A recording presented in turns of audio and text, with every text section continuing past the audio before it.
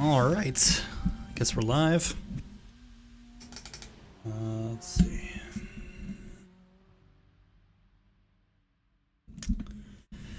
Cool. All right, this is day 3 of the Brackey's Game Jam.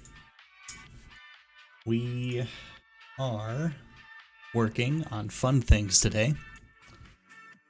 It's every game developer's favorite part, refactoring everything. So, gosh, where do I begin? So, Ace or George, he finished up some of the logic for the ball that was needed because we needed to combine. We had 2 separate ball objects for the Pong game and the Breakout game, and he went ahead and combined the logic for those, which is great. He then enabled the logic. He put the logic in for the invaders to react to the balls and some other things. So that's good as well. I wanted to start working on the, I guess, just how to, we're at the point where we have most of the mechanics that we want, and we still have one more game to incorporate into the project. We're thinking that game's going to be Centipede, but we're just not there yet. So at the end of all of it, though, there's going to be a lot of polish that needs to be done. So I am going to take today to get a few of the systems that we have in place right now rewritten so that polishing them will be easier, you know, so we don't have to focus too much on polishing later, or rather the polishing that we'll need to do later will probably mostly be purely aesthetic. We got to make sound effects and stuff. We got to focus on that stuff. So I want to get all the brute force coding that we have put in so far, and I want to just pretty that up, rewrite the systems a little bit to make them easier to work with and code around. Right now it's just code layered on top of code, layered on top of code, which is how stuff works sometimes when you're when you're using Game Maker and stuff. But so that's basically all I'm working on right now. So We had the director logic, which checks which player stage we're currently in. The player stage is a single variable that stored a number. That number was then translated to an enumerator, which then we can use to read it in code. But it's basically 0, 1, 2, 3, 4, 5, 6, however many stages we have. I'm rewriting that system. So instead of just a single variable, we're going to have a DS list, which is a game maker specific array. Basically, it's basically just an array, single dimension array. If I go to the global variables declarations, I have on lines 9 and 10 right here. There. So here, you'll see it's a DS list. We're creating the global variable player stage list.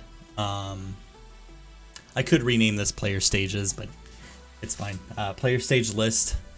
I'm setting it to DS list create. That's putting the list inside of the object, and then I'm adding to that list. And it's basically storing right now 4. We're not using the 4th one, but it's storing 4 flags that are all false. So they're going to be Boolean, so there's going to be true or false. You then access that DS list with this enumerator. So I would do player stage list accessor character. And then I think it's just stage.pong. And that is essentially the equivalent of writing that, which returns whatever value is in that index, which is false right now. So when the game starts, when the game is starting, because I don't think we'll have a save game system. I mean, if you close the game and relaunch it, you're starting from the beginning. If you want to pause and take a break and come back to the game later, you can. You can do that eventually. But if you close the game and you relaunch it, it's going to reinitiate these global variables, and you're going to be starting from the beginning. You're not going to have any stages unlocked yet. You're going to be on the main menu, essentially. So I also have a title screen to make. So getting into the refactoring,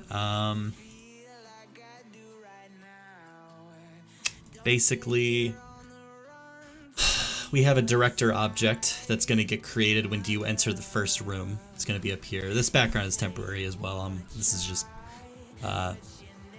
this is placeholder art to show us where the margins are and the play area and all that stuff. But so anyway, so we have this director object that actually isn't even going to be in this room. It's going to get created at the title screen once you initiate a new game. But anyway, so we have this director object, and it has an initialization flag that is initially set to false on the title screen. Once we create the director, we're going to set this value to true. And because this object's going to be persistent, it's always going to exist between rooms. That's why I'm doing this this flag essentially. So this acts as the room. This acts as the create event basically. Except we can trigger that whenever we want. So when the director gets created, we're going to have that value be set to false or true. Sorry. So that's going to initialize the director. It's immediately going to set to false so it doesn't run a second frame. And then it's going to check which stage we're on. And then we have these methods here that's going to basically... so, for example, if we're on the Pong stage, we're going to create the Pong spawner, which is going to... It's going to create... That object's going to create the enemy paddle and the ball. And then if we're on the brick stage, that's going to spawn all the bricks in. And then if we're on the invader stage, that's going to spawn in all the invaders, and then so on and so forth. So that's going to run at the beginning, quote unquote, of every level. Because once you go from one stage to the next, that method is going to set this value to true, which is going to make this run again once we are on the next level. So, we'll run this again. Obviously, we're not going to be creating duplicate stuff, so it's going to check first if that spawner already exists. But anyway, so after the room starts, we're going to create all the spawners based on which stage we're on. And then I have these here. They're not doing anything yet, but I figured if the director is going to be doing anything with any of the game objects, it'll be done there based on which stage we're on. And then, well, for example, all this Pong code is going to go in there, right? So, yeah.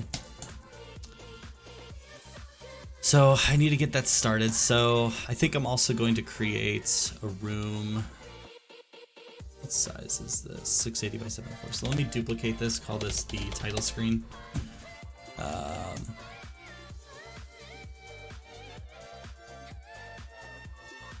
gonna take this creation code out of here. So the room init is gonna be the first room. That's gonna create all the variables, because we want that to happen before you actually start the game. So that way if you return to the title, it doesn't reinitialize all the variables. You can continue where you left off. But in the room init, we're gonna go to room title, close that, and then in the title screen, I don't really know what we're gonna do with this yet, but for now, I'm gonna create a title controller. We're gonna have a step event, if keyboard check pressed, BK space, room go to room. For now, that'll start the game. So the title controller, let's put that in there, and then the room, let's put the title controller there. We're also gonna have a draw event. I'm gonna draw text, centered, room width divided by 2.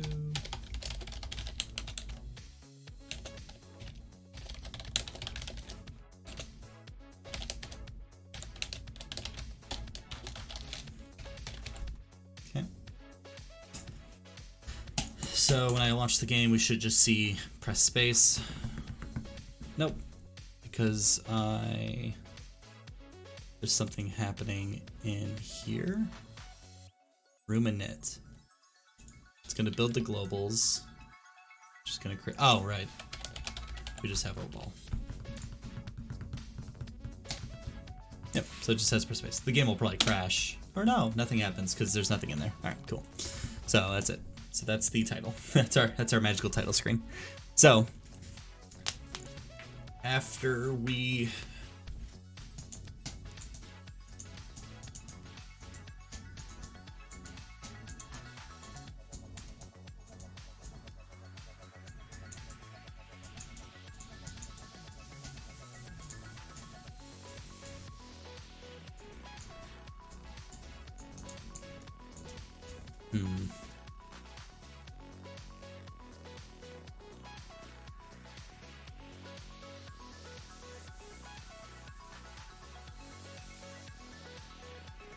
think here for a second.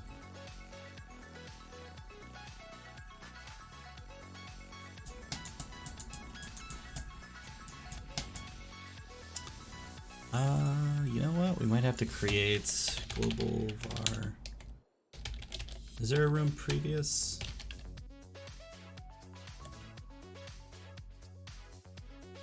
I don't know what that does.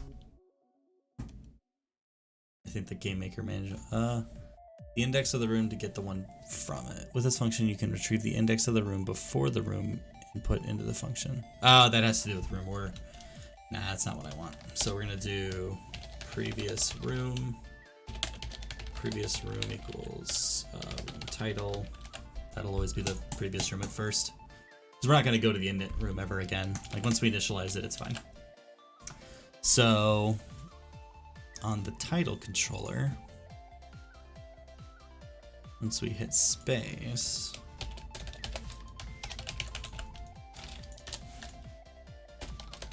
we're going to set the previous room equal to room title again, which is fine, that's what we want.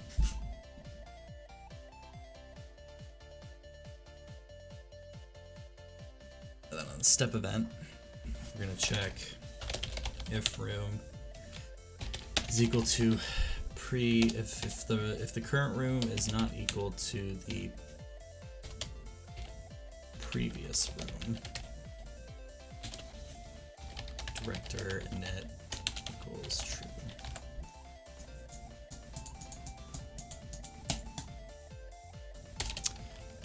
So if the current room, which is room Pong, is not equal to title, then initialize.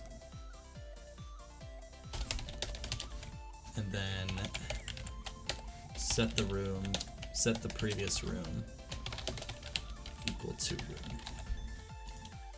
So wait, that doesn't run a second time. So once we've changed rooms, essentially, and I know there's a room start event, but shut up. So we're gonna use the director init. We're gonna set the previous. I know the order does not matter, but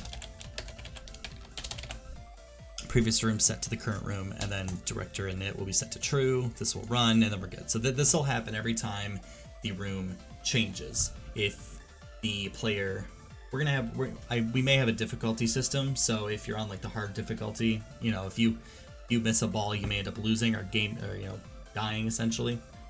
If you die, the room's gonna restart, but the room won't change. So we won't need to rerun all this stuff. And if we need to, we can easily just set the director. We can just set this flag on the death method. Okay. So let's see. So we're going from here to the Pong room. Pong spawner on the create event. If instance exists. Enemy paddle.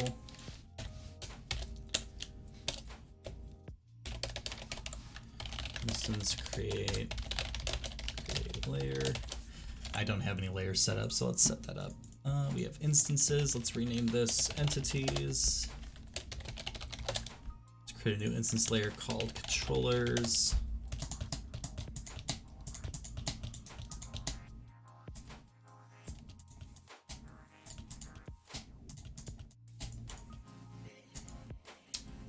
That's fine. Okay. Create layer. We're gonna do. There is a global variable that stores the enemy paddle location because we want that to be we don't want the paddle to be persistent, but we want its location to be, basically. I think we decided that these values were the initial starting points, so we're going to do enemy paddle X.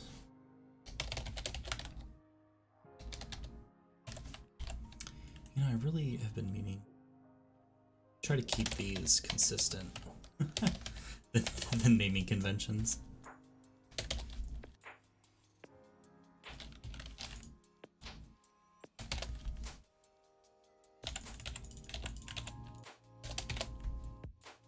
Player stage is no longer going to be used. Current player high score, player score. Global variables are always Pascal cased. I think that's what that means. Chaos factor, which isn't being used yet. Player stages. Yeah, I'm gonna go ahead and rename that shit now. Let's go to the director real quick.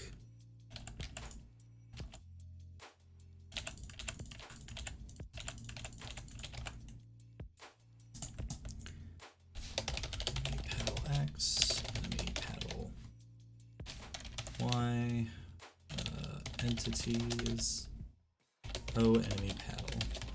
Alright. Easy peasy. If instance exists,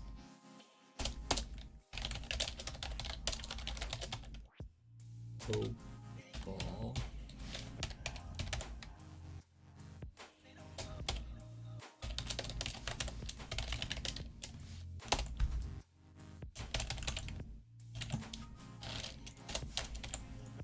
You decide where the center of the room is. I think it's like right there.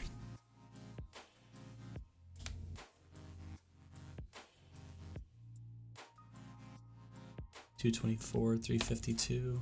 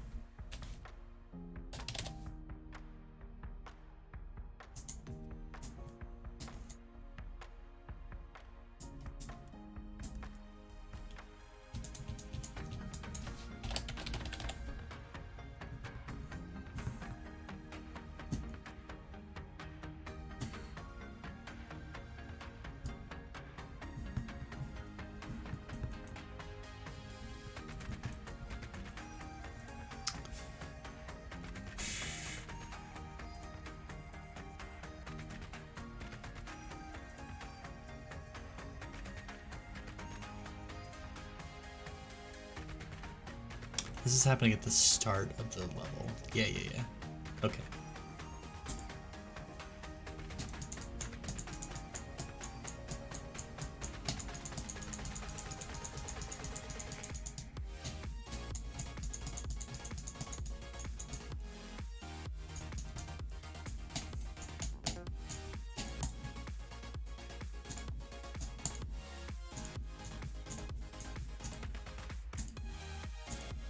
Still doesn't spawn the player.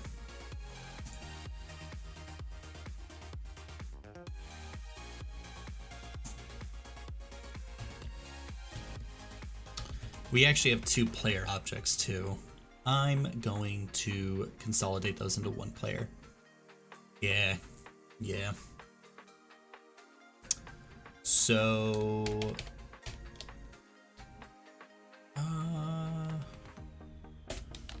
let's create a method called spawn player.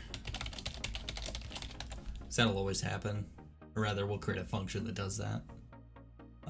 Director functions.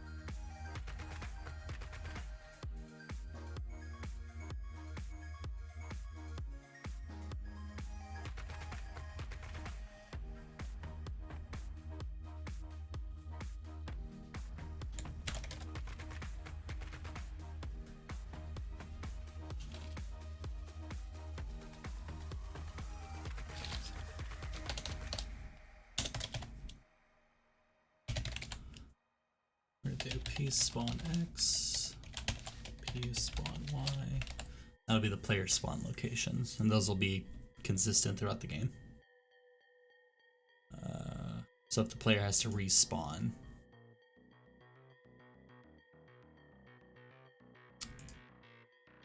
why are these being stupid?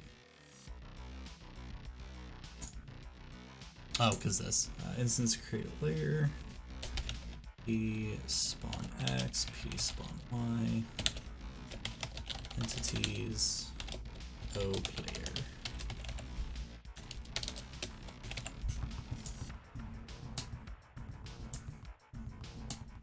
We might do other stuff as well, but that's fine. Okay, so if the player doesn't exist, create the player object. And then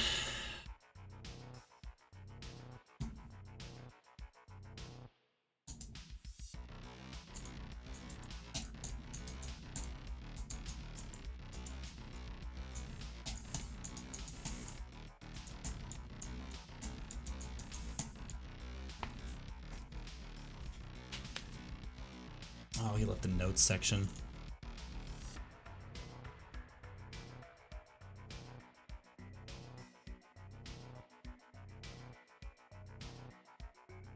I never even read these. This is what George ended up doing.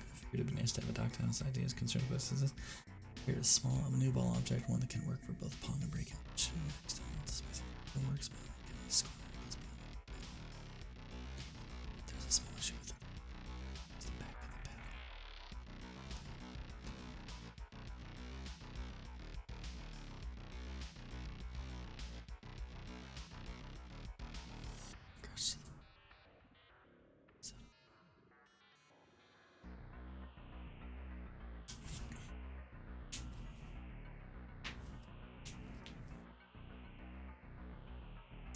Yeah, so I'm gonna create a spawning system, and that's gonna be based on difficulty and how many lives you have and things like that. First behavior that seems to return benefit. The anger code removes the invader from the list of invaders. The shoe code, however, triggers the mothership for action.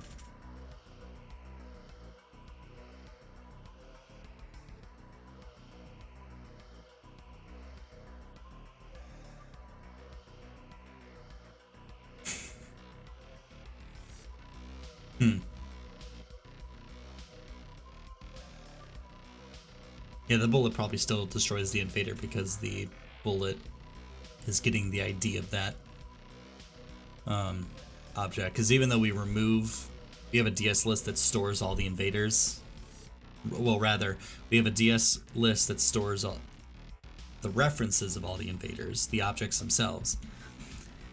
And once you destroy an invader in the group, it removes it from the list and destroys the object itself in the game. He's saying that he finds it funny because once you anger an invader, once a ball hits the invader, it gets pissed off and dive bombs towards you. At that point, it gets removed from the list, but the object still exists. It's still an invader object. He just thinks it's funny that when the bullet destroys the invader, it manages to destroy the correct entity. But yeah, that's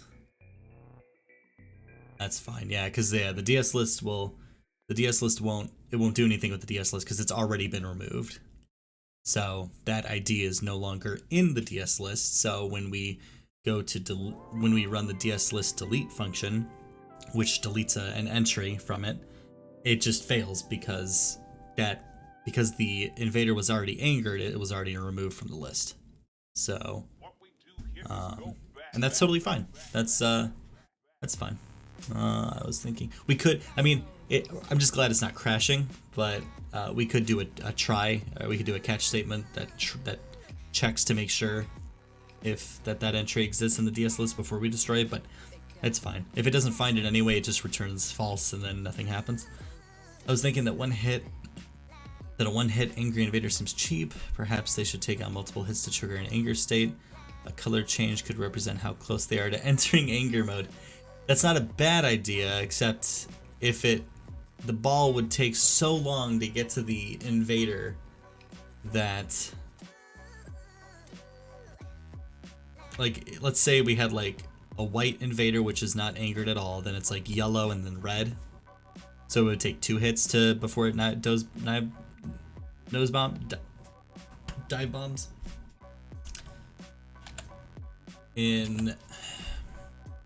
If it would take multiple hits to get them angry, and you saw a yellow invader, you could just shoot it, and it would die immediately. Also, having the invader round start with it looking like normal breakout again might be cool. You're breaking bricks, and then the armada shows up blasting. Yeah, I plan on having it like an introduction. I don't want to just spawn everything in. I want to have like a transition into every new stage. So that'll definitely go in there.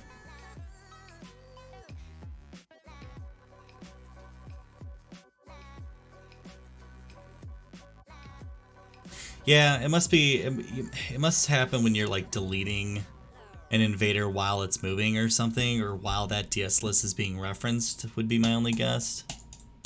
I don't get why, because we're deleting it from the list. I don't know.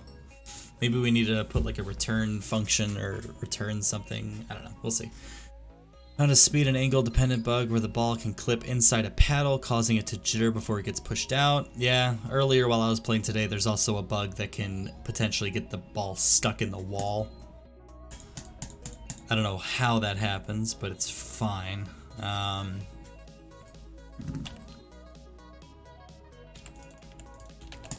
Anyway. So, we'll fix those. Alright, so we're going from the title screen to the Pong game. This all initiates because we're on stage Pong. Actually, one more thing. Let's go to the room title. Title controller. Right. Title controller. We're going to do a stage list, or player stages. we're gonna do stage dot pawn equals true. So this will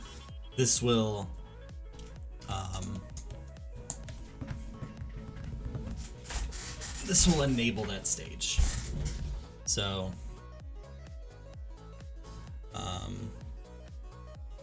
because once you're on the title screen, you're not in any stages, right? So yeah.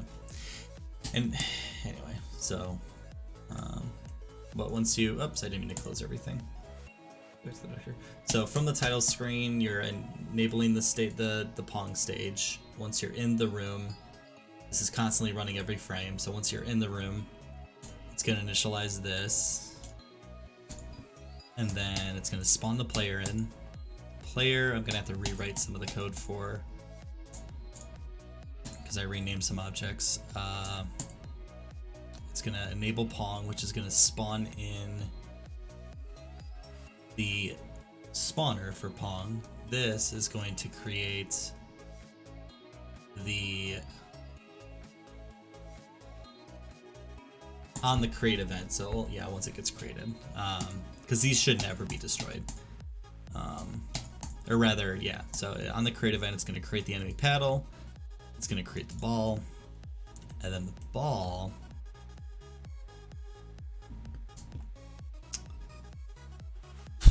Oh boy, the ball. Let's just let's full screen this shit.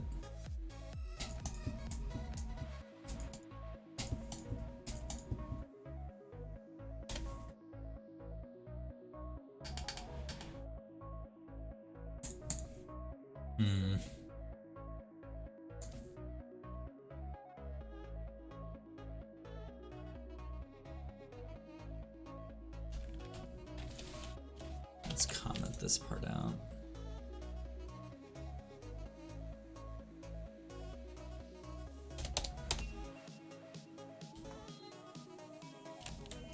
Just move this all back.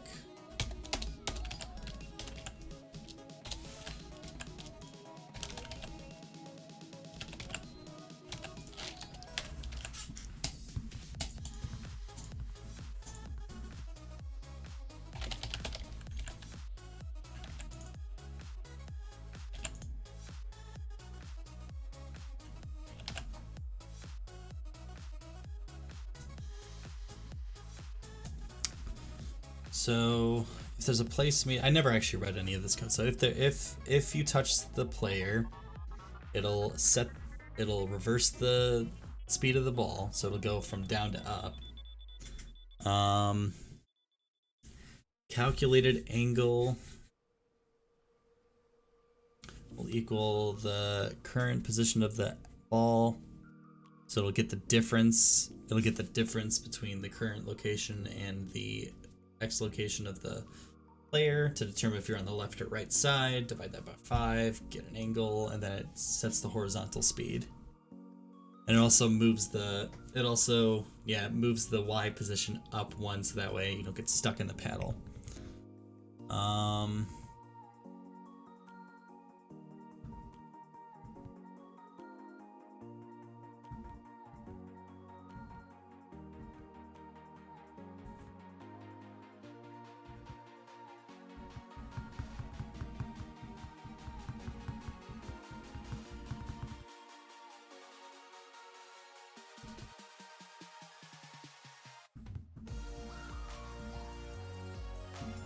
If you touch the enemy paddle,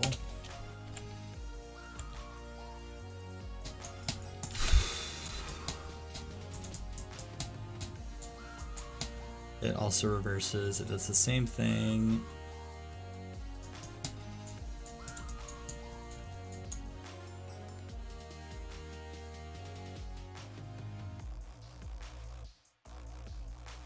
X position modify. Oh god. I don't understand what's happening.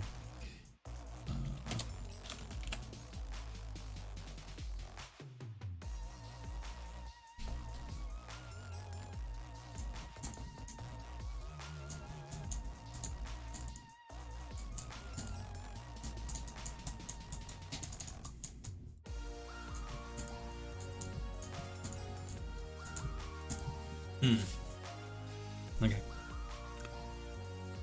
Paddle target. This is just gonna be low ball. We don't need the target anymore.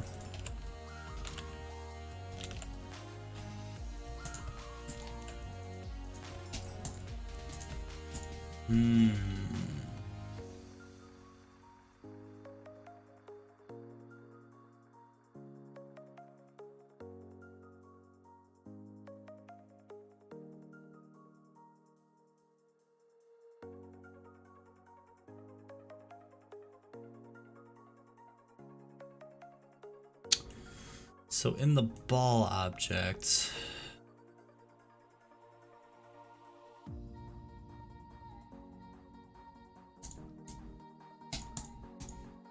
this code always needs to run. Ball object, and the V speed is, if it's negative, it's moving up. So if it's positive, if it's greater than 0. So if it's moving down,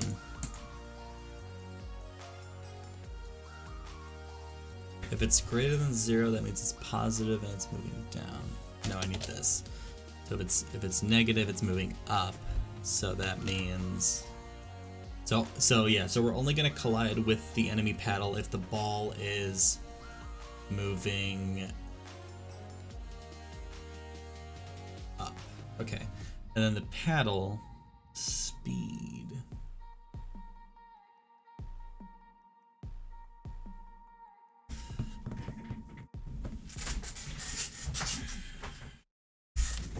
Let's go to enemies. We're not gonna do a speed. We're gonna do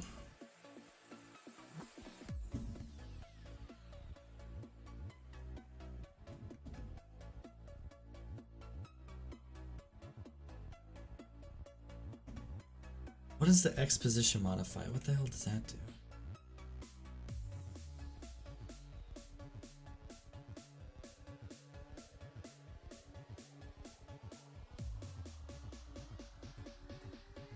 Oh, I think that randomizes. Yeah, that part randomizes. That randomizes where it's targeting the ball.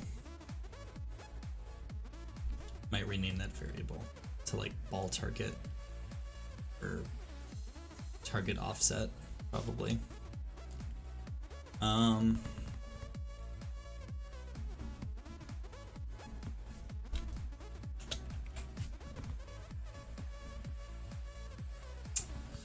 So, I'm trying to think. There's so many things.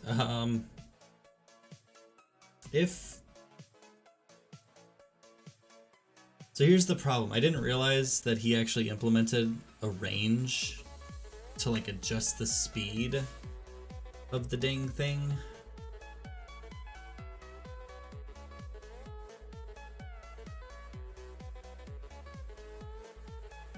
Okay, here's what we're gonna do.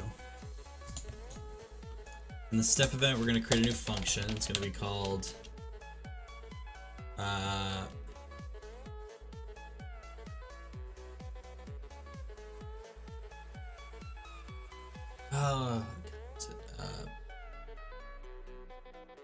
paddle generate paddle new speed. What this is gonna do is it's gonna set the enemy paddle to something. We're gonna do enemy paddle speed. Actually, well, we're probably gonna. I really wish middle clicking a global variable would take you to where it's declared. That would be nice. Do enemy paddle speed. Right now it's just set to 3. Yeah, I just set that to 3 because I didn't realize that he actually had the range system in place. So, which is fine. That's great that we have that. Just I want to create. So here's the predicament in my head. So On the Pong stage, I want it so that the enemy paddle is actually kind of quick. It's not impossible to beat, but it's going to prove a little bit of a challenge. Then, once you're past the Pong stage, I want the paddle to become a little bit slower. So that way you don't really have to focus too much on the paddle. You can just focus more on the 2, 3, or 4 other obstacles that are going to be in your freaking way. The paddle is just going to be one of them, but it's just going to be kind of a little bit of a nuisance if it's insanely good. Because like once you're on the breakout stage, if you have like a few bricks in the corner, they're already difficult to hit. You know, if you've played Breakout, once you get near the end of once you've almost destroyed all the bricks and you only have a couple bricks left, those last couple bricks are the hardest bricks to hit. Imagine adding a paddle trying to deflect your ball at the same time that you're trying to break those bricks. It's going to be impossible, because the only way to get around the paddle is to hit the ball at such an angle that the X and Y speeds add together and it makes the ball a little bit faster than the paddle can catch up with.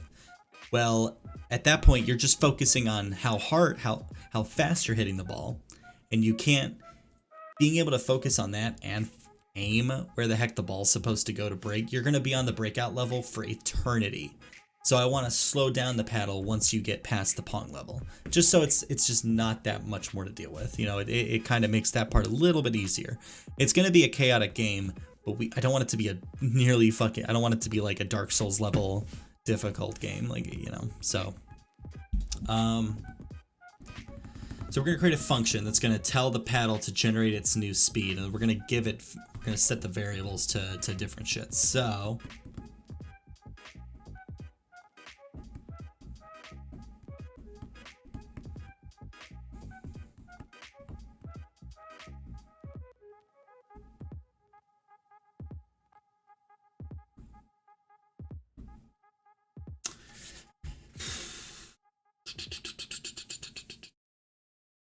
let's create enumerators.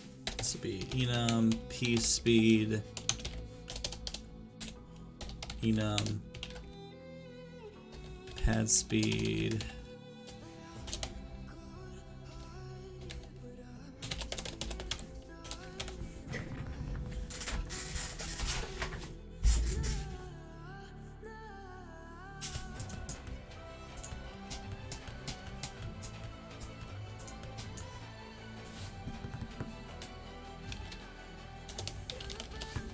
easy and hard.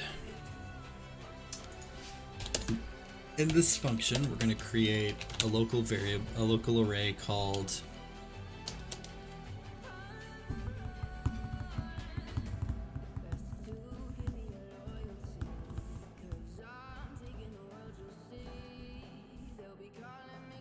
I don't know, paddle speeds.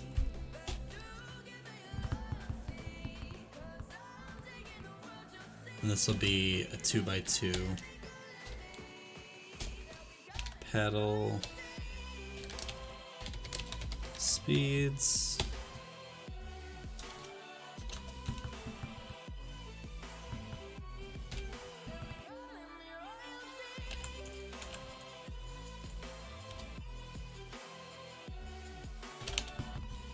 Why isn't this working?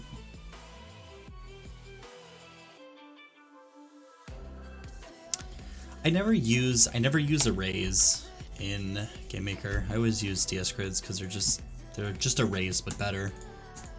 They're not even that difficult to maintain, like as far as like garbage dump and shit like that. Let's create let's just do that. Let's just do that. So let's do paddle speeds equals DS grid create. DS grid, we're gonna do paddle speeds hashtag 00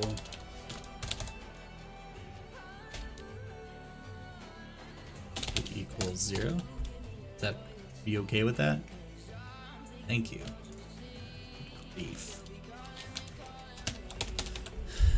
Let's create a cleanup event, DS grid, destroy, pedal speeds. And there you go. I've already managed the garbage collection with that. At that point, I don't have to worry about this.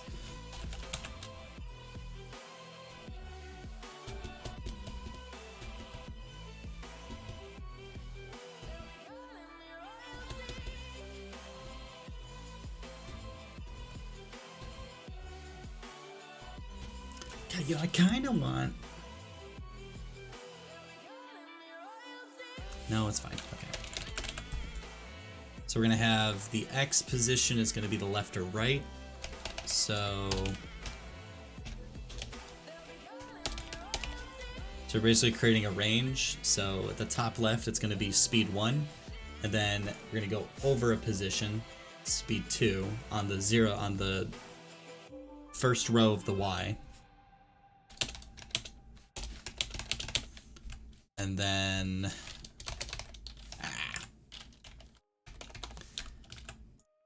so we're gonna go from speed. So what is he setting the speed to? Where in tarnation is that? I think it's in the ball. Where the hell is the H speed?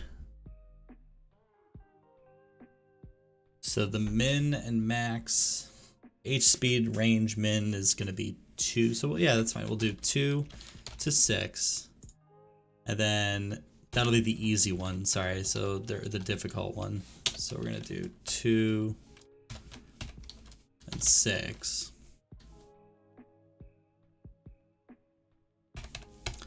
And let's just divide those in half. So we're gonna half the speed that the paddle's allowed to move. We might even lower that. We might even do 0.5. We might do 0.5 to 2. So in the step event, we're gonna have a function, blah, blah, blah, blah, blah, blah, blah, blah, new speed. So what this is gonna take is this is gonna take a difficulty value, and that value is gonna be that enumerator down there. So we're gonna set the enemy paddle speed equal to random range. We're gonna go from paddle speeds, hashtag. We're changing the Y value, but we're keeping the X. So we're gonna go from speed 1 of the difference to paddle speeds. Now let's just name this P speeds because it's an instant variable. Instance variable. Just do P speeds.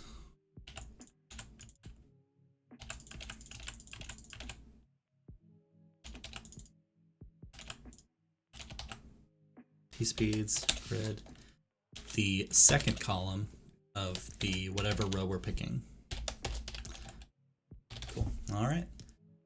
So then if we want, we're gonna go to the ball, and when the ball hits it, instead of this big thing, we're just gonna do O enemy paddle dot, I already forget what I named the function. Paddle new speed. You know, let's just do new speed. We do paddle dot new speed, because I think that's a function that's local to the enemy paddle, I think. So we're gonna do new speed,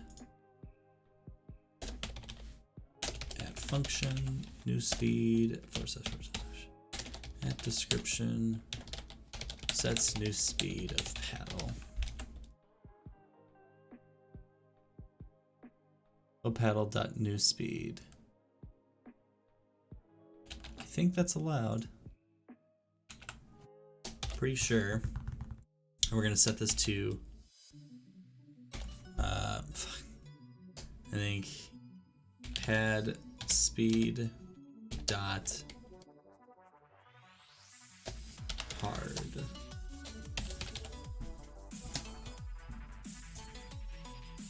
Okay, now this isn't turning orange, but I'm pretty sure that should be calling this function. I'm almost positive. I'm pretty sure you can have instance instance methods. Like this should be a method essentially. Can I do method?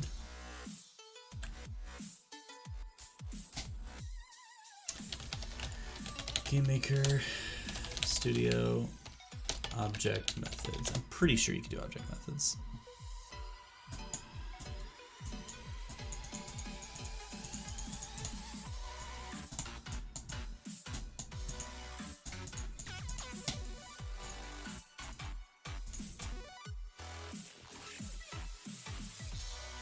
I thought.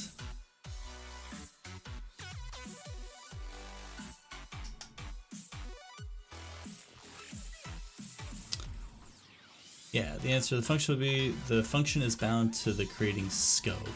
No matter where you call this variable from, it will operate on and look for variables where it is defined. Yeah, so if I do object dot, so in the object, if I create a function called, pretty sure.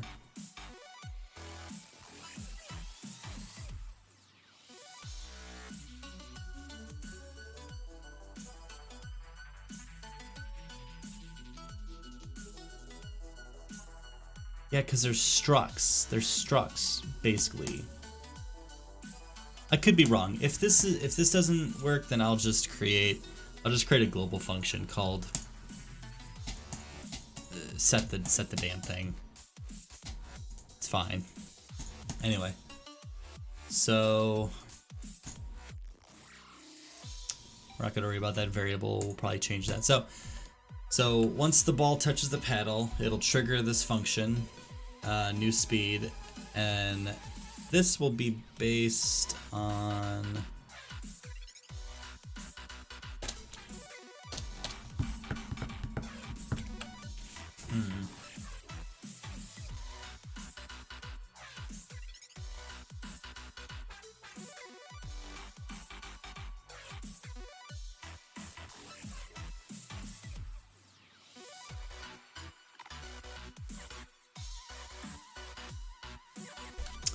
on the create event, if player stages list stage.pong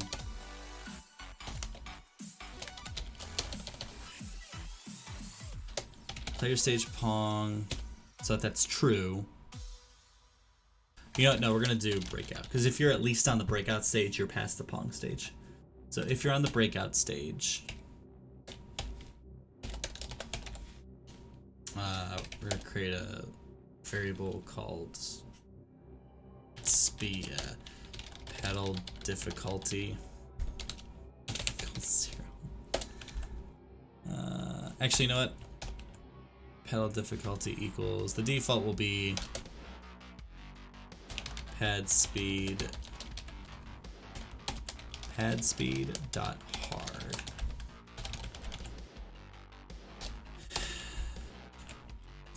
If we're on the breakout stage, it's going to be set to easy.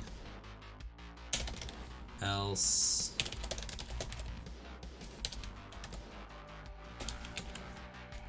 it'll be hard.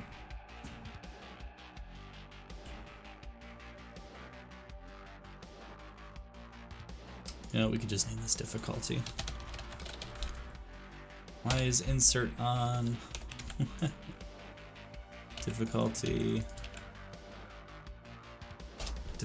equals pad speed dot hard. Difficulty. I think we can do that, yeah. If the player say, if you're on the breakout, if that's true, then you'll be easy mode. If not, we're gonna set this to the difficulty.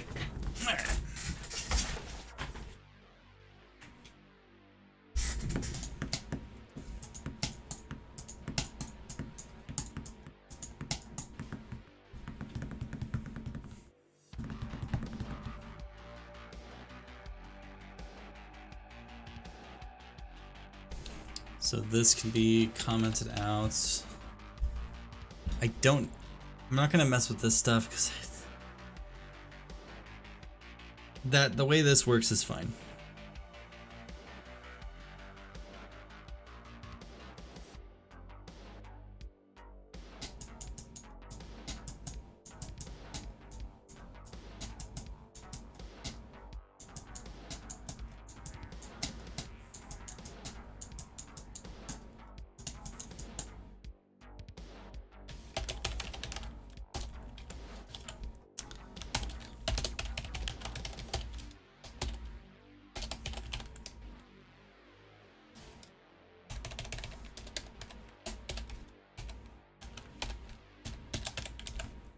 if you're not paused.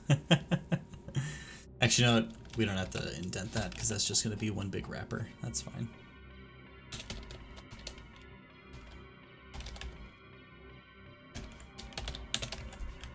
Okay. So, if you're not paused, ball code. If you are paused, don't do shit. Up here, we're going to do if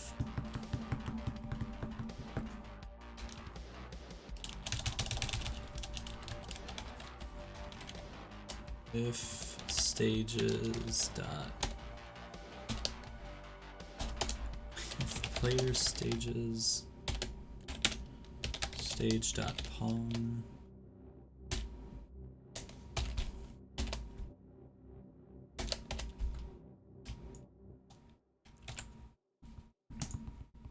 which will be true which will be true going forward. So this stuff is always fine.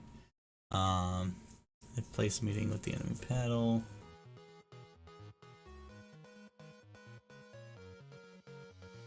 Yeah. I'm gonna do the same thing, but for breakout. So if we're in the breakout stage,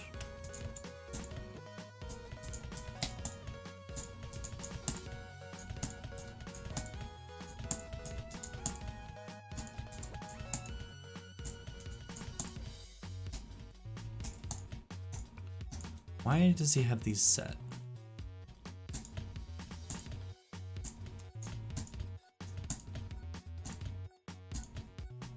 Why doesn't he just do this?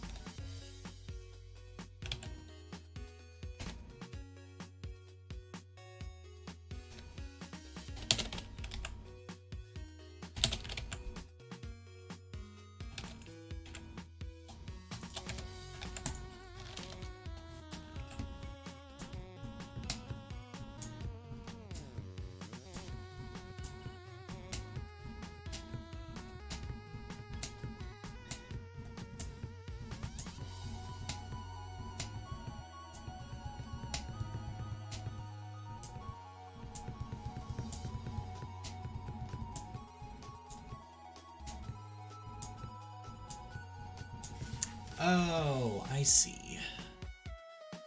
I don't see. He's setting it to the X minus H speed brick and immediately setting it to H plus H speed brick. Is that just... It's constantly setting the variable twice and checking...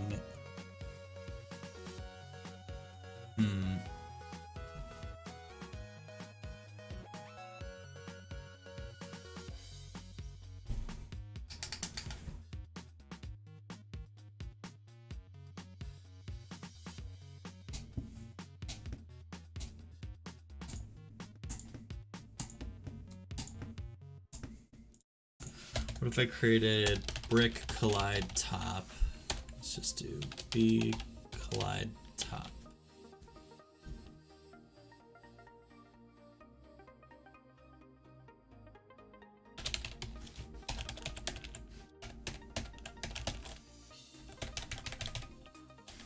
Bottom.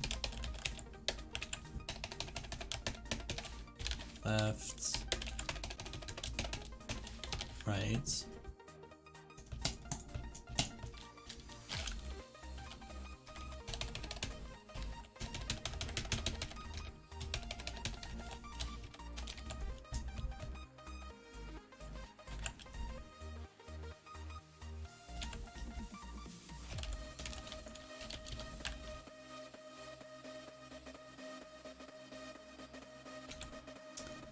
X minus, so this is the left side. The right side will be that.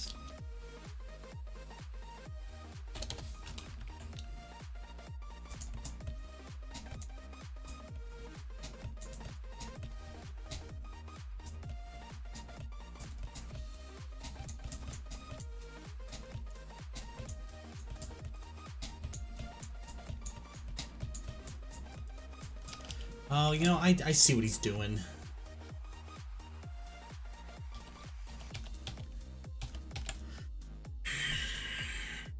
I don't like how that looks. Like, reading it doesn't look great, but it totally works. Horizontal collision is set to that.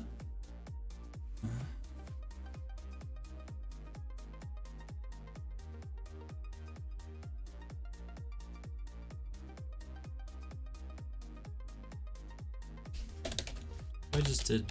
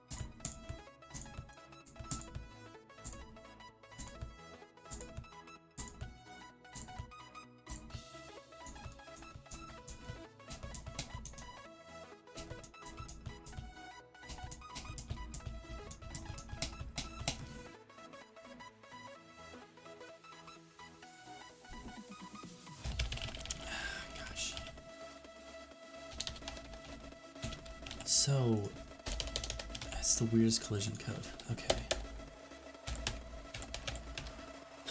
If... Oh, gosh.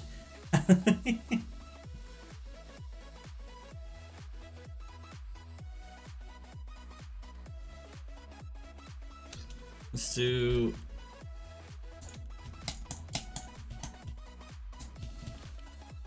horizontal collision left equals 0. Horizontal collision right equals 0. Vertical collision top equals 0. Vertical collision bottom equals 0. I feel like... And then on the step event, if we're in the breakout stage...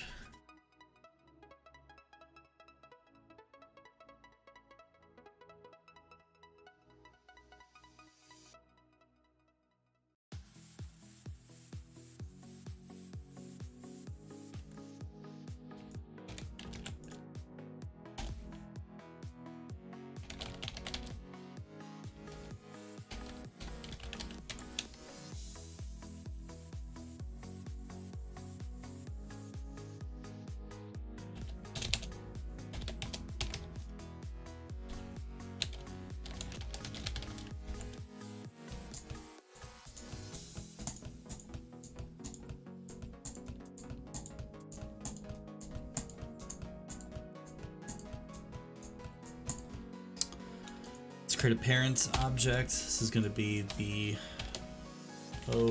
this is going to be the parents ball collider. Parent children will be brick invader.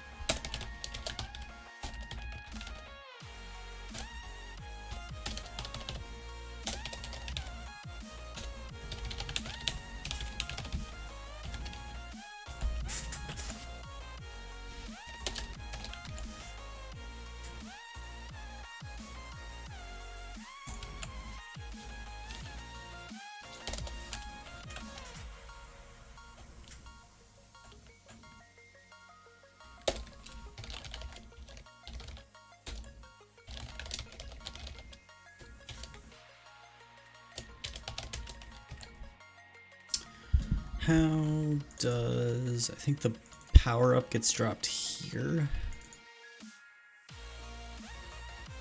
Right, he puts it in the cleanup for some reason, which technically works as well. Okay.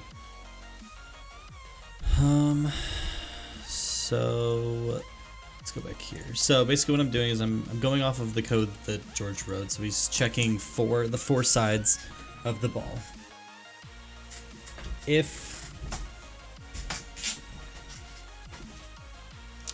If the ball collides with anything on the four sides, it's going to grab that ID and then run the logic for the collision with that.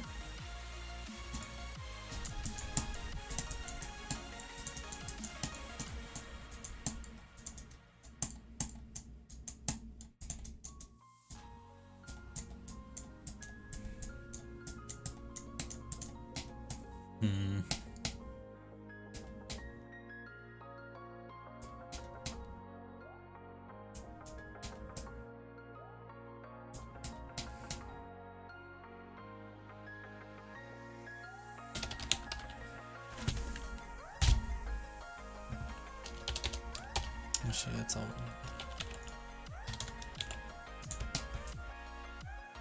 Right.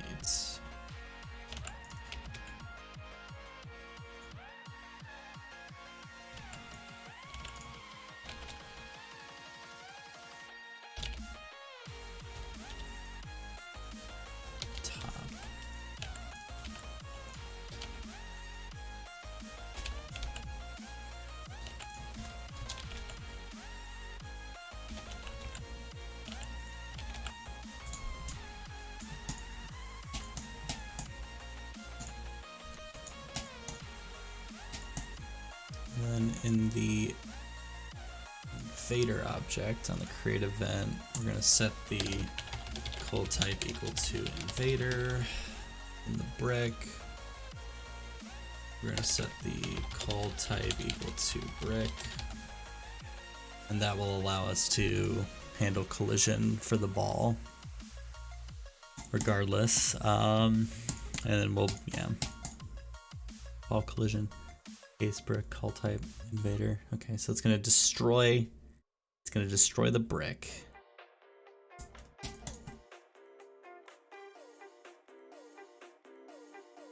And it's gonna destroy itself.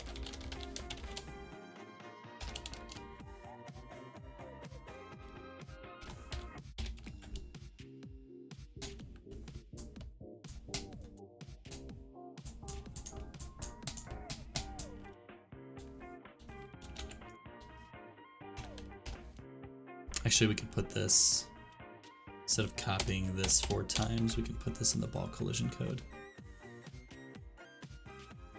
So if it touches a brick or an invader, it'll still destroy itself. Now we don't need this.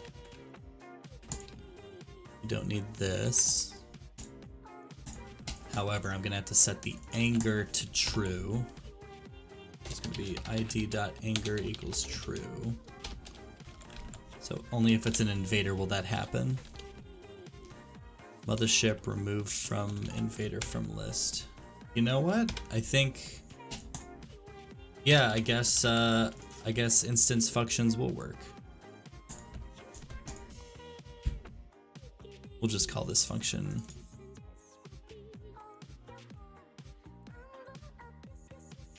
no, that's fine. That's a good function name. Okay. Just put ID in there. So this will only happen if,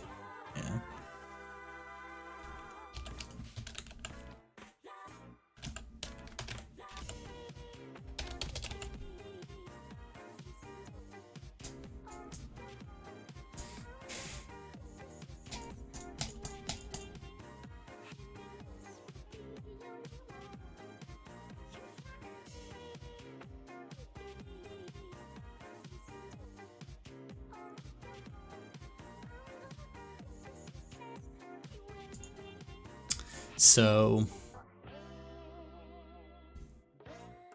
I think that's it. Now I just need to go through and make sure I remove the code properly here. So we don't need these.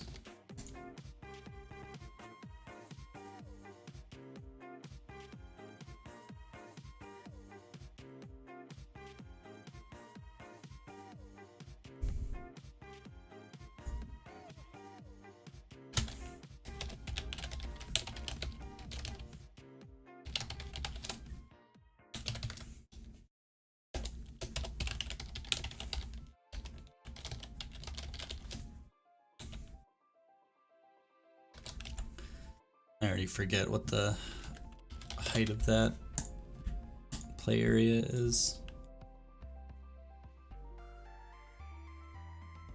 1, 2, 3, 4, 5, 6, 7, 8, 9, 10, 12, 13, 14, 16, 17, 18, 19, 20, 640. That is 640.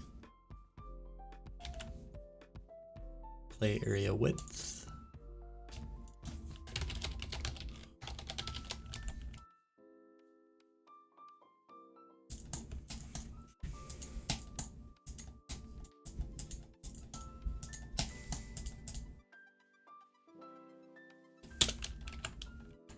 Yeah, if x is greater than the margins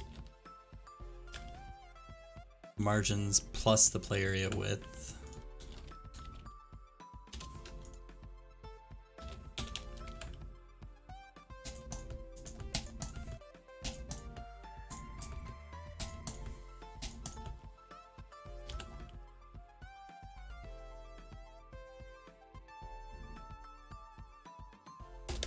that's gonna happen regardless of the stage we're on.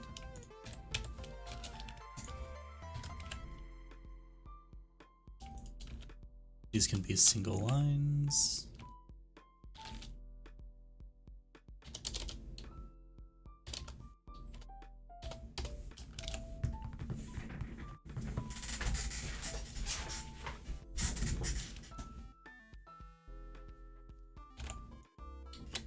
Or stupid.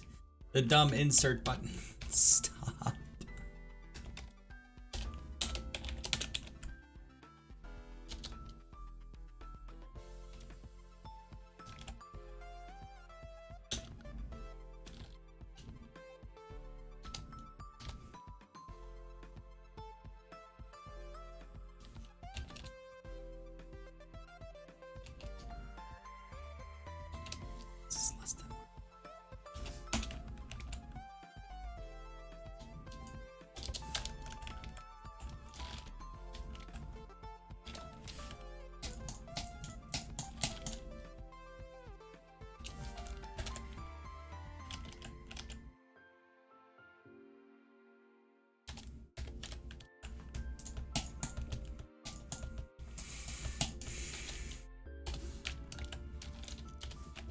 So if, yeah, all right, cool.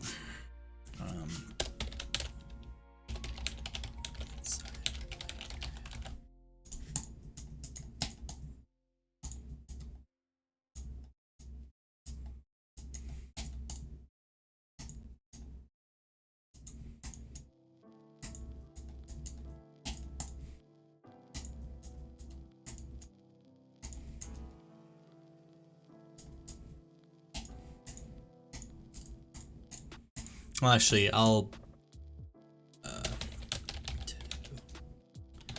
set ball X position at least 1 pixel away from ball on the other side to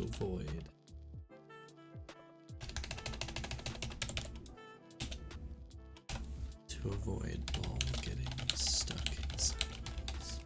Because that I've seen that happen. If the ball gets like crammed between the paddle and the wall, it'll just get stuck, which is no bueno.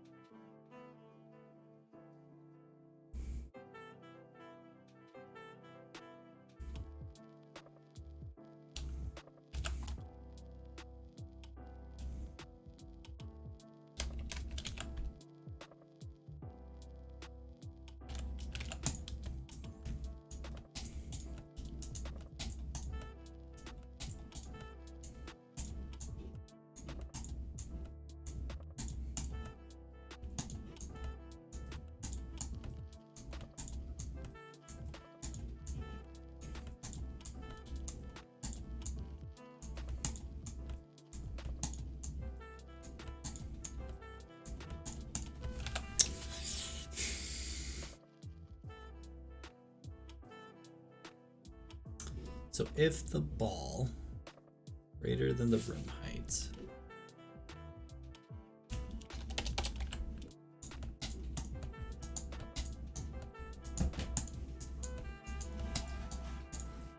one second.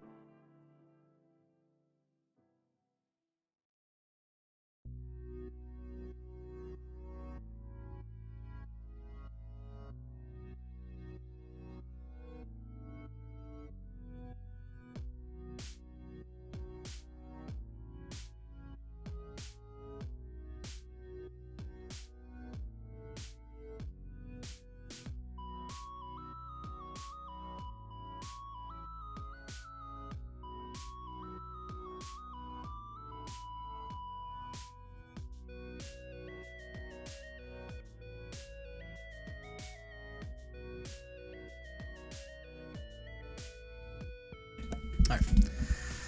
So this isn't necessarily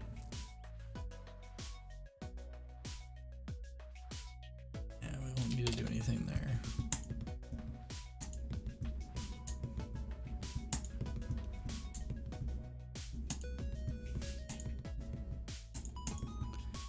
If the ball goes off the screen, it's gonna destroy itself. Like doesn't matter what type of ball it is.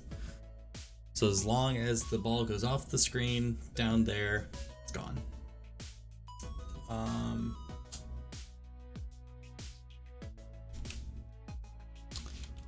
Room is, yeah, we'll add like 64 to that just to make sure it's like well off the screen. So if the ball goes past the bottom of the screen, destroy itself. There's going to be more logic that we have to check there, but that is about it. This is the, so this is the ball resetting.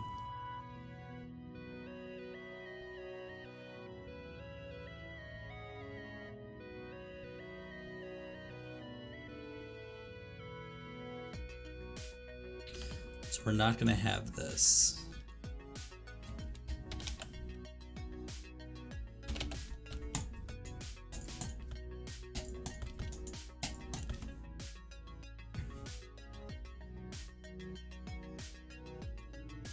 So whether or not the ball gets reset is going to be dependent on which difficulty you go with. So if you have a certain number of lives left, we're gonna comment this out too. We're gonna comment this out too.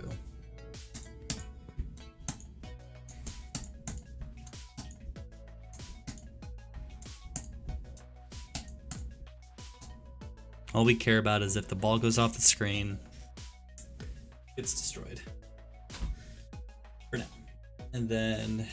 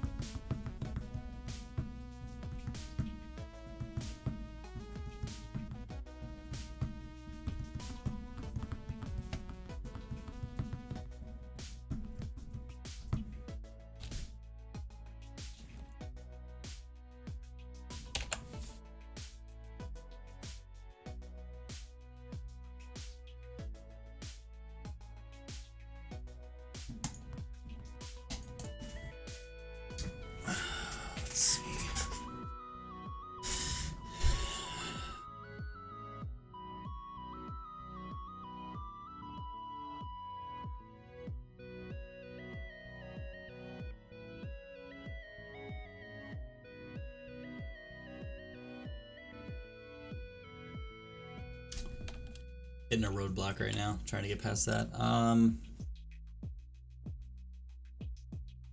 If trying to think, like there needs to be more. I need to, at this point, I need to decide.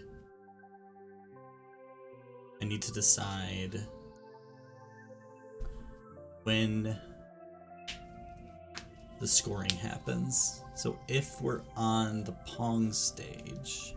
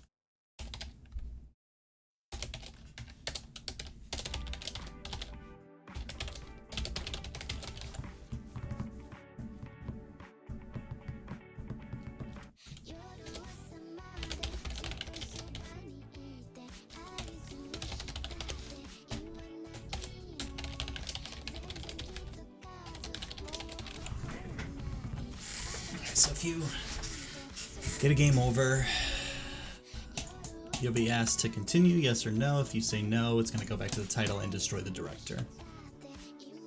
Yes. And we'll figure out continuing versus new games. We'll worry about that. But for now, that's it.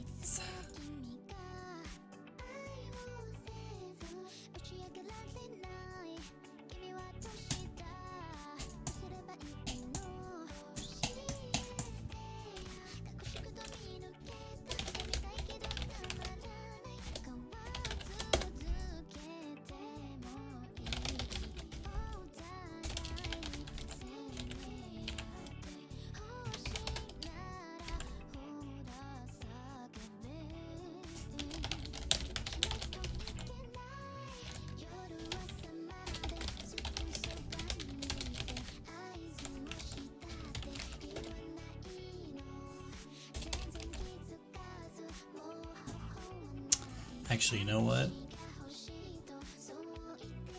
I don't actually want this logic. I want to just straight up destroy the director in the game over object because, or I want to miscellaneous function.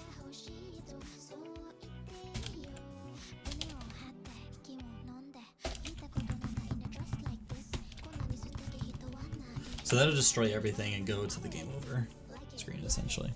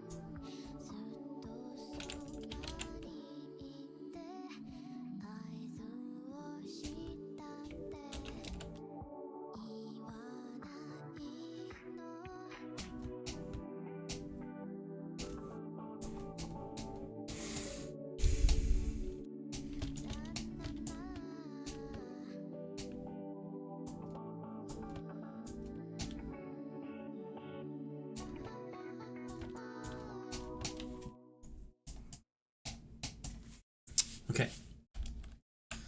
We have ball collision with bricks and the paddle.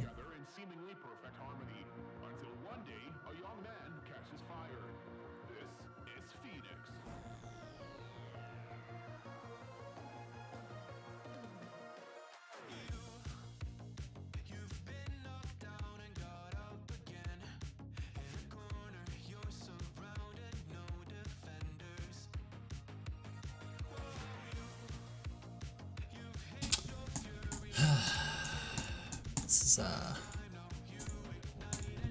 tough. So I have all the collision down. I'm trying to think of like what I feel like there's more to this. Like I feel like this is too easy. If I go to the brick system, let's review all the let's close everything and just take a quick look at the bricks. Just the bricks.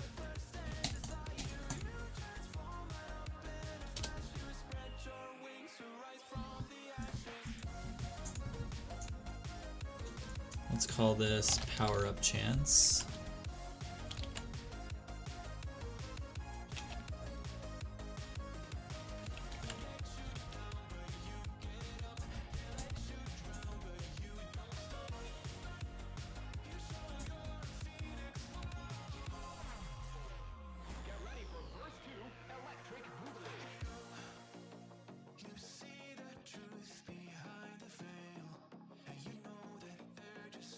I see.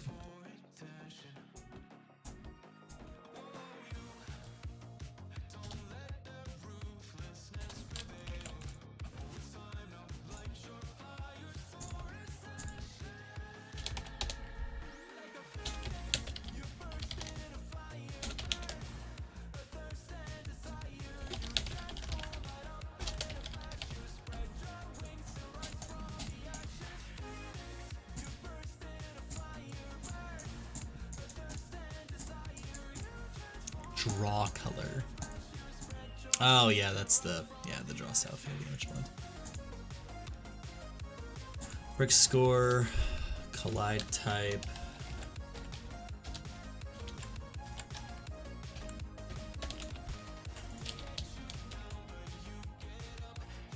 On the destroy event.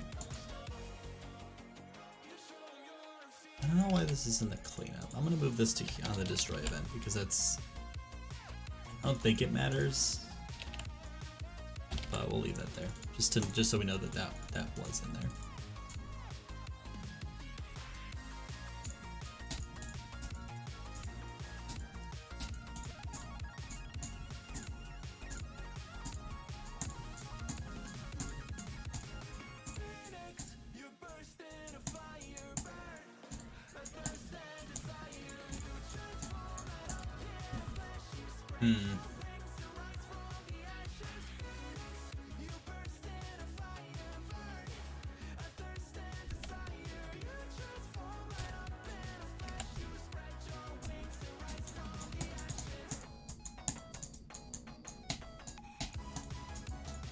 So I guess the brick stuff is fine.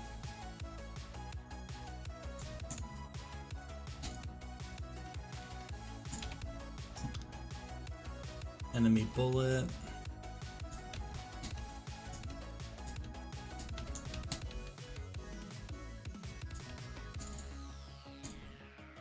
Enemy paddle.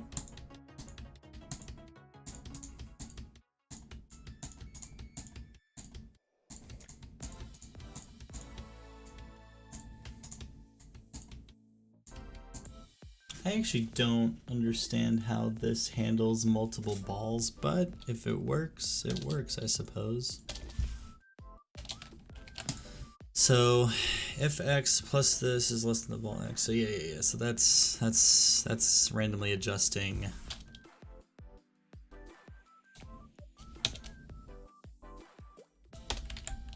These can be on the same line.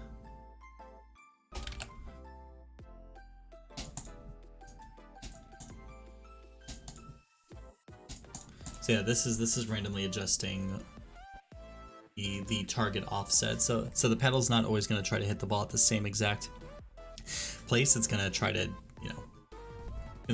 completely randomize it. So it could hit the ball at different angles. That's adding that variety, right? So we can change this to margins plus play area width minus right divided by 2. Right.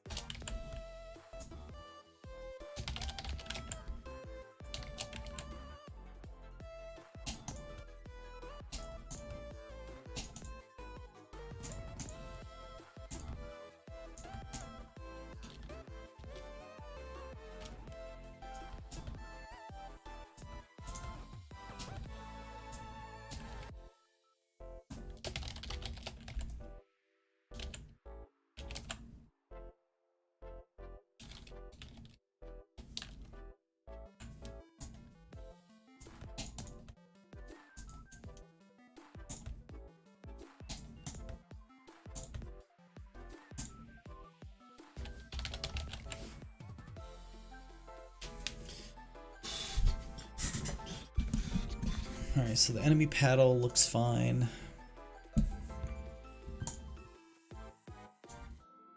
I don't think we need these anymore.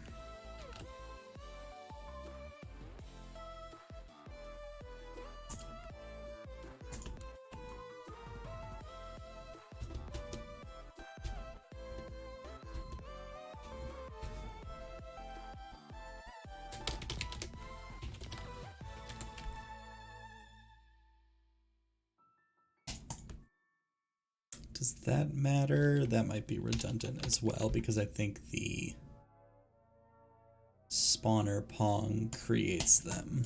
Yeah, that's fine. This can be one line for now.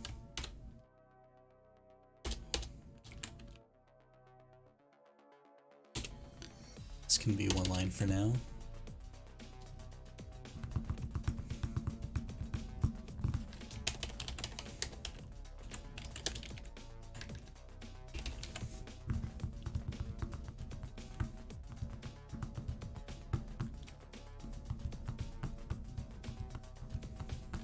Let's see what happens. Oh god.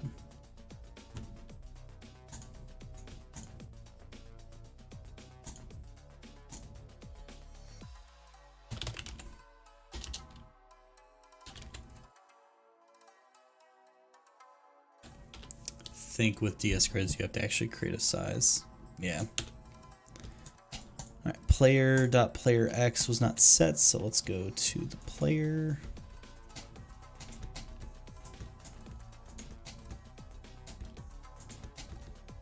This is redundant.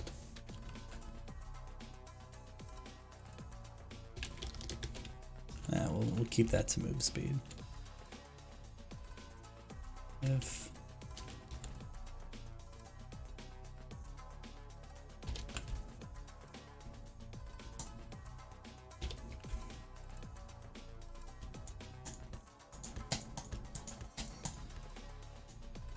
yes. So this.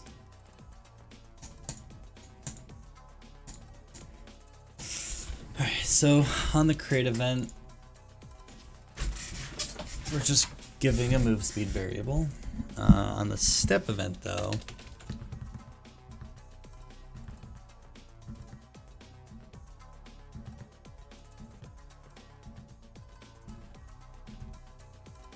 if player stages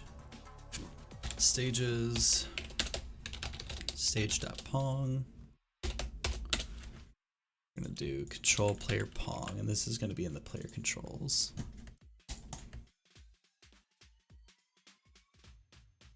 Let's actually call this player control normal. Player control movements.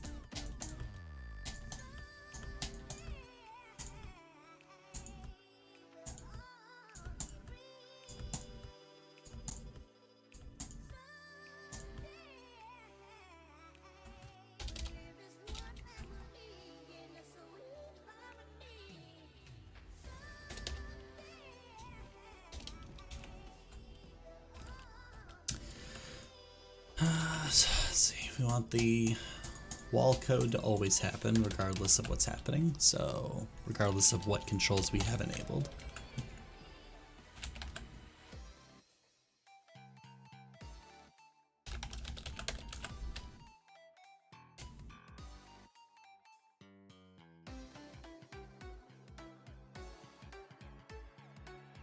Breakout no longer needs to exist.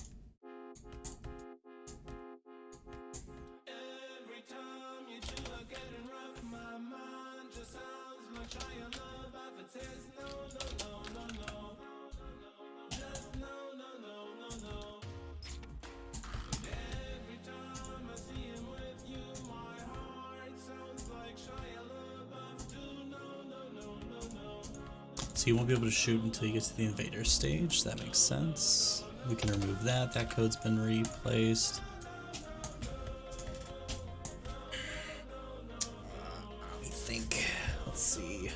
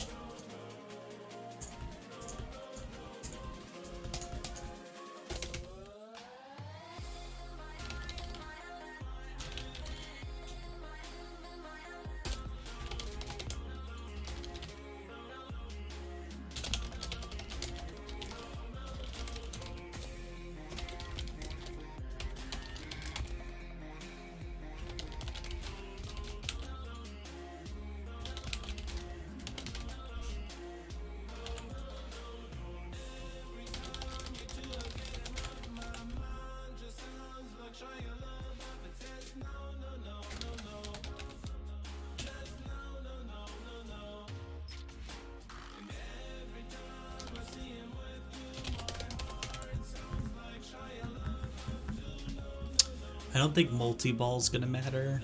I don't think we need to keep track of that in the player, but if you have the wide upgrade, the narrow upgrade,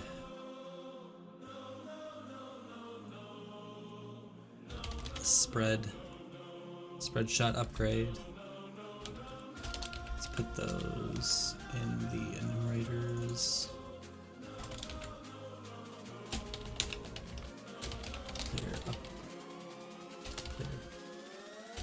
Access active player. Access active player upgrades.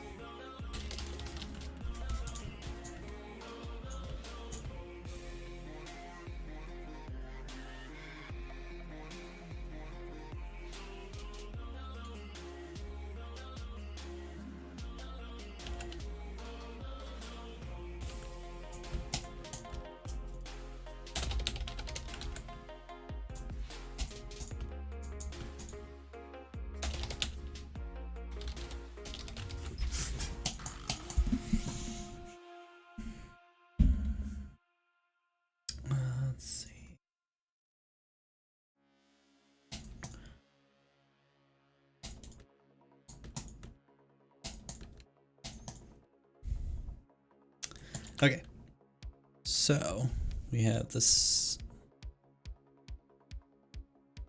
With the enumerators, I already forget what they were. It was wide, narrow, spread shot. That's kind of all we have for now. I think there's technically a shield as well for the Space Invaders section.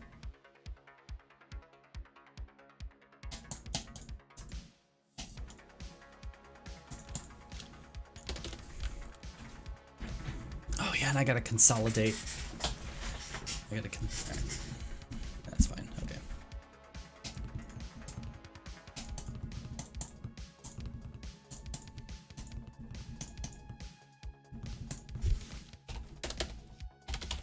If current power-ups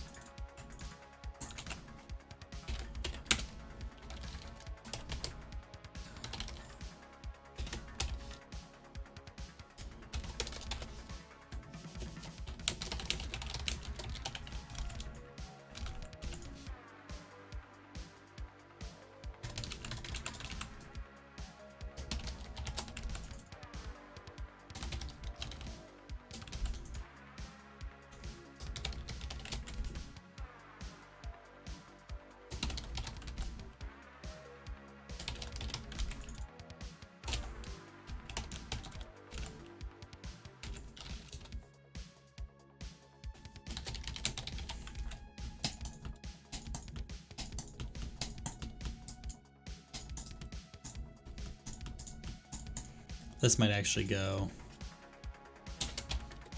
Should probably go in player control. Shooting.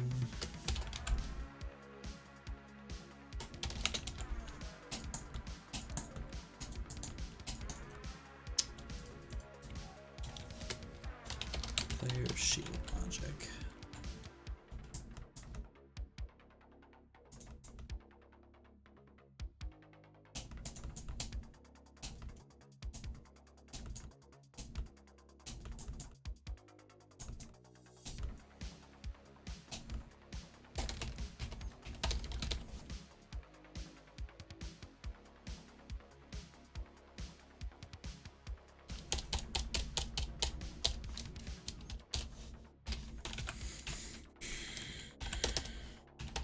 Current pattern. Current sprite equals ds grid create 2 2. Current sprite. So this is going to be the first column of the first row.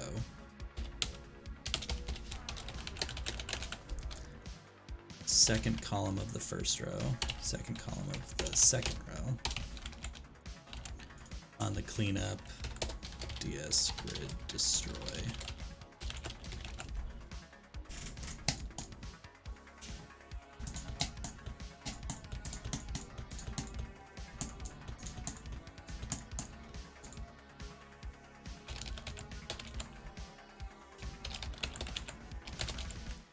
We're actually going to have two, so this is going to be 3 wide.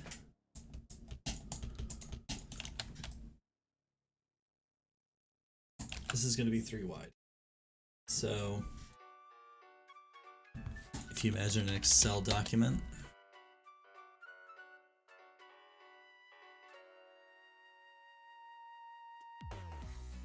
yeah, if you imagine an Excel document or like a spreadsheet, right? We're creating this, and we're gonna have headers. So this is gonna be like normal, arrow, wide. We're actually gonna insert. This is gonna be, are we the paddle or are we the tank? And if we're the paddle, it's gonna be S player paddle normal, right?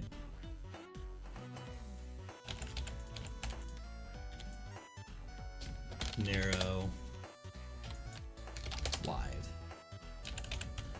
So we're gonna have, instead of paddle, it's gonna be tank,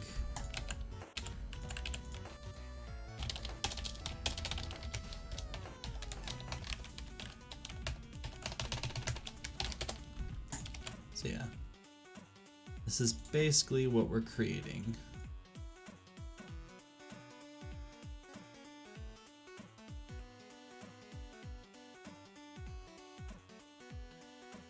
Yeah, so we're creating a table here that's going to store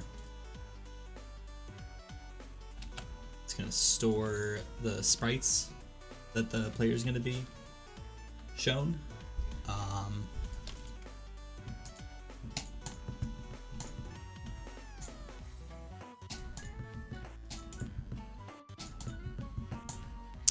That's it. Let's do that real quick. So the first column of the first row is going to be S player paddle normal. That one's going to be narrow. This one's going to be wide. S player tank normal.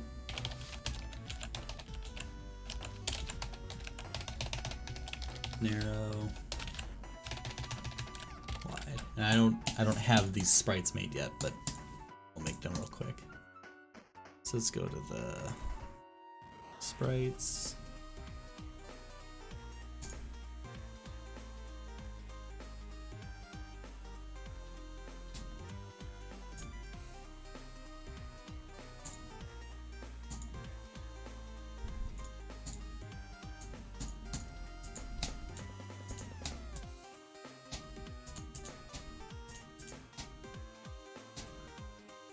S player have S player paddle normal.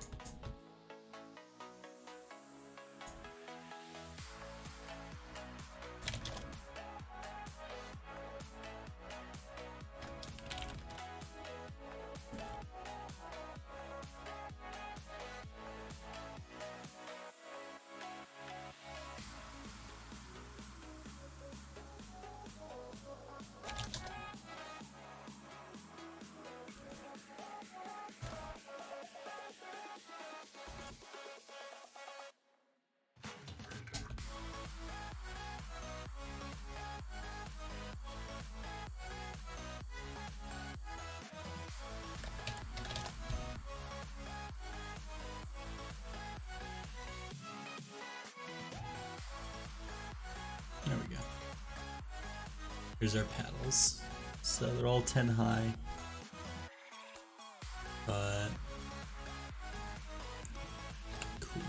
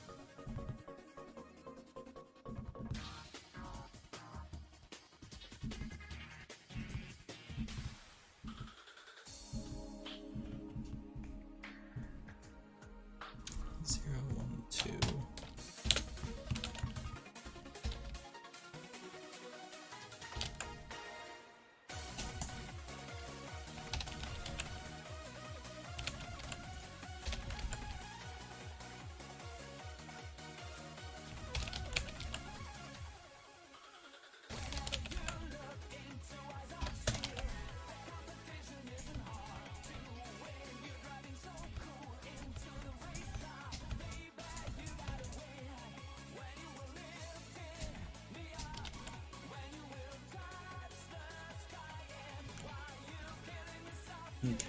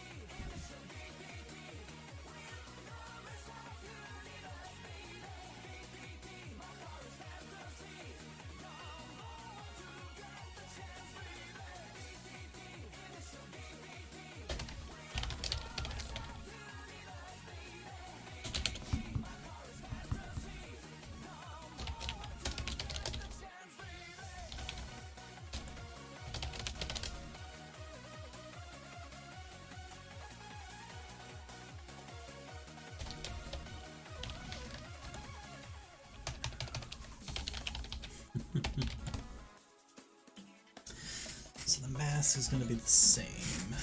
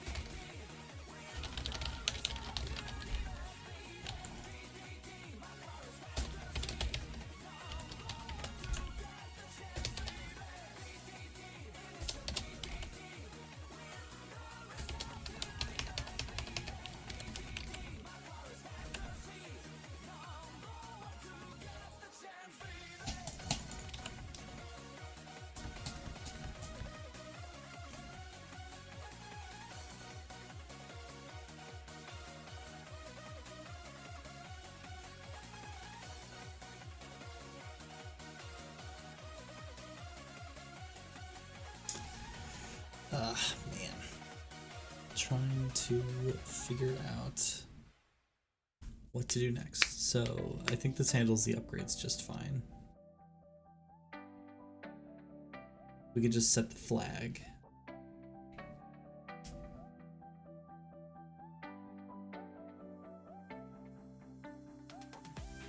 Where's the collision for the upgrades?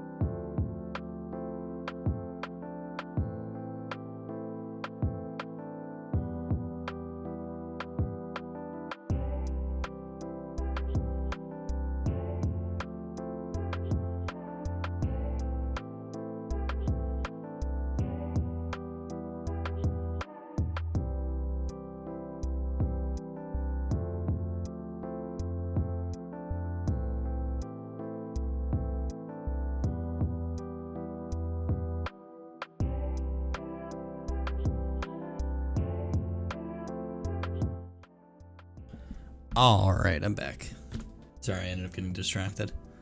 Right, where was I? Can't remember what I was doing. I was working on the power-up logic. Power-up is what checks collision. I'm gonna do that from the player instead.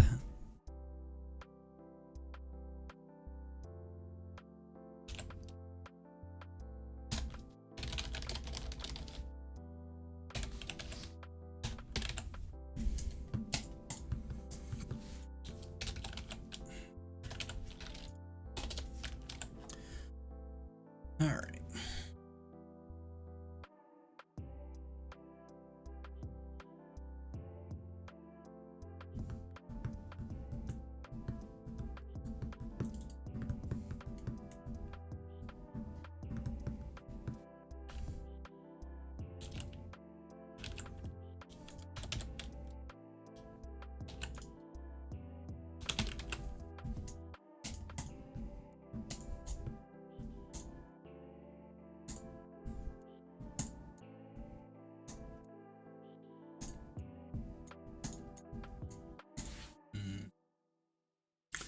So if the upgrade choice is set to 0, that's either going to be 0 or 1 for now. That's going to be multi-ball or wide panel.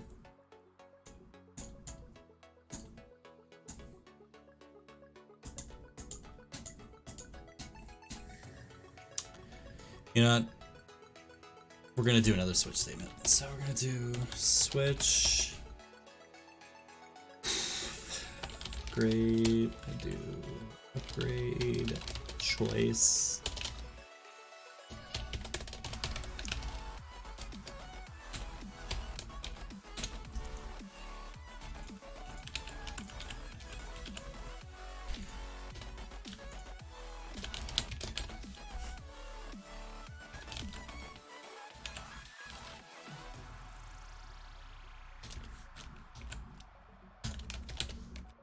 I know these are arbitrary numbers, but it'll be fine.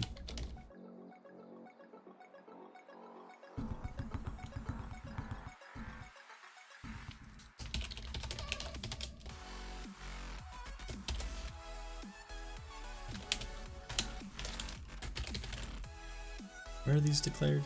Power up functions, right?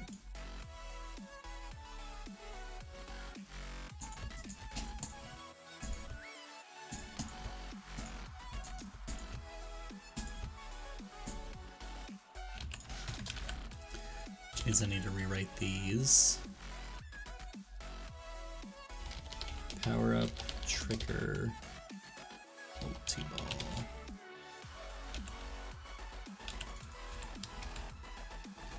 Power up, trigger, wide pedal. Actually, we're just gonna call it wide. And trigger. Oh. Yep, I am back.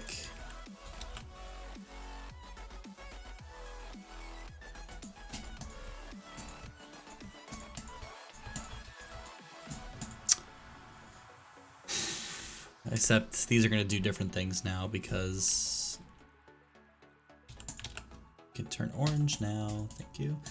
Give the duration. So if it's a multi-ball,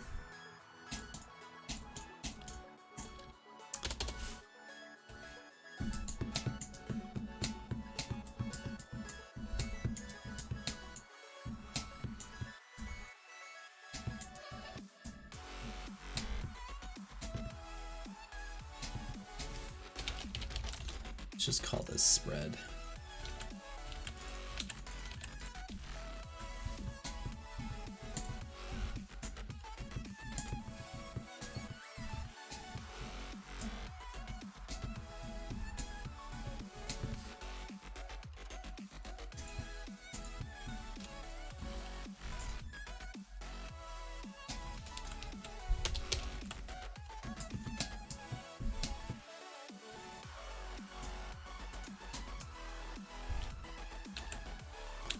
I think the spread is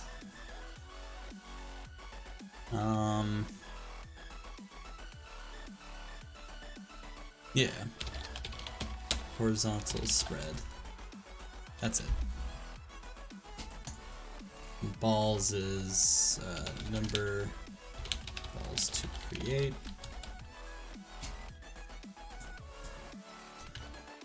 Creates multiple balls. Close the ball upon pickup.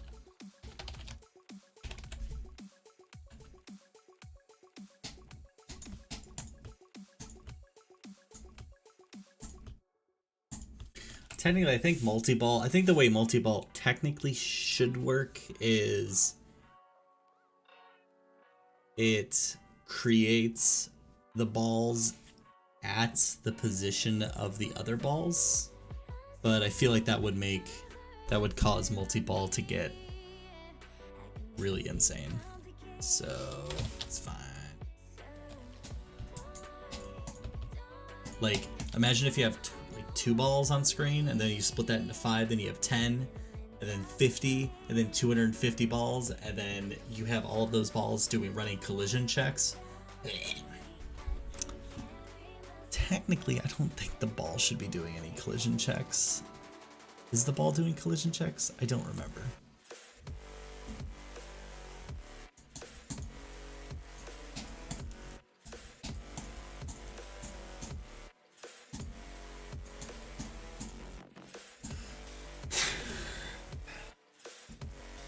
Yeah. Ball collision code into the player, bricks, invaders, etc.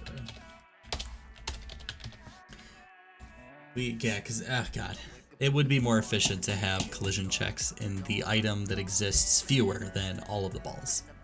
So, rather than having 300 balls that do that shit.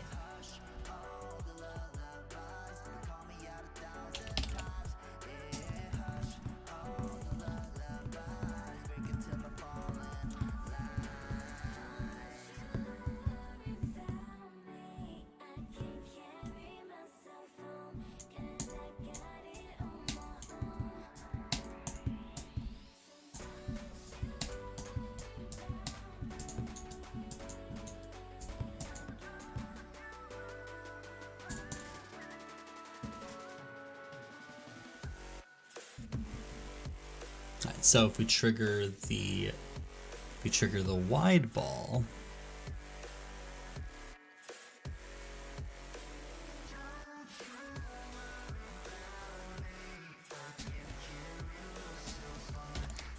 then regardless of which stage we're on, we're going to, let me go back to the player object. Oh, it's right there. Okay. It's the current power up, so we're gonna do if instance exists, so player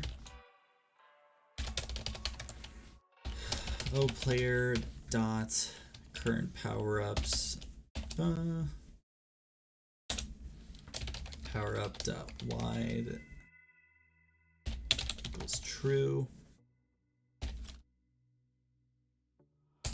Do player dot alarm 0 equals duration.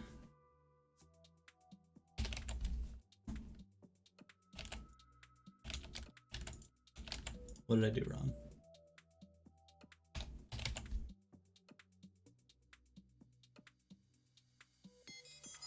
Oh. So if the player exists, we're gonna set the flag of the current power-ups of wide. We're gonna set the wide flag, the wide power-up flag set to true, and then we're gonna set the alarm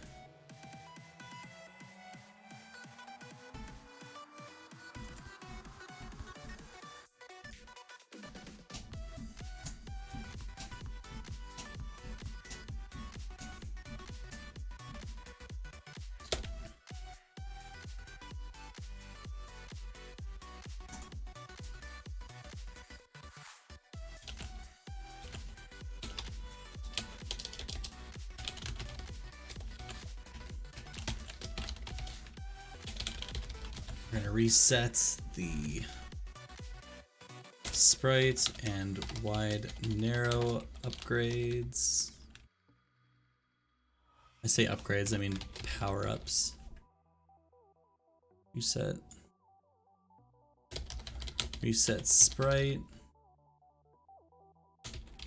Power-ups. So it's gonna set both of those to false.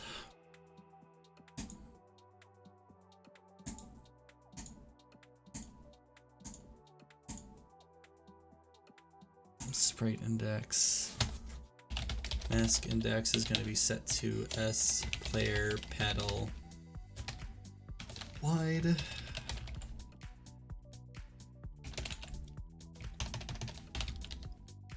Alright, so if we pick up the wide power up, it's going to set the sprite to whatever the wide power up is. So if you're currently the tank, it's going to make you the wide tank. If you're the paddle, you're going to be the wide paddle. And then your mask index is always going to be the paddle wide. And then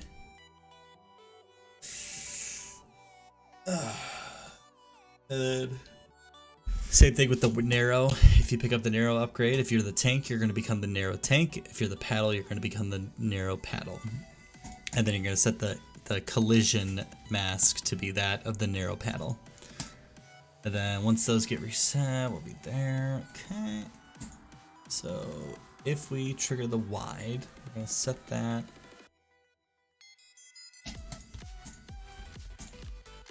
Actually going to set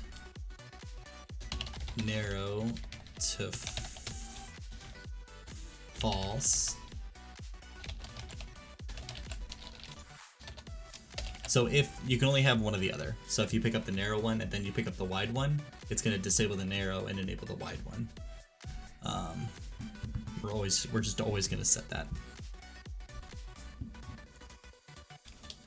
So we have the alarm, the move speed. Technically, we also want that as well. So player.move speed is going to be set to, we're going to do equals 6. I think the current one is 4.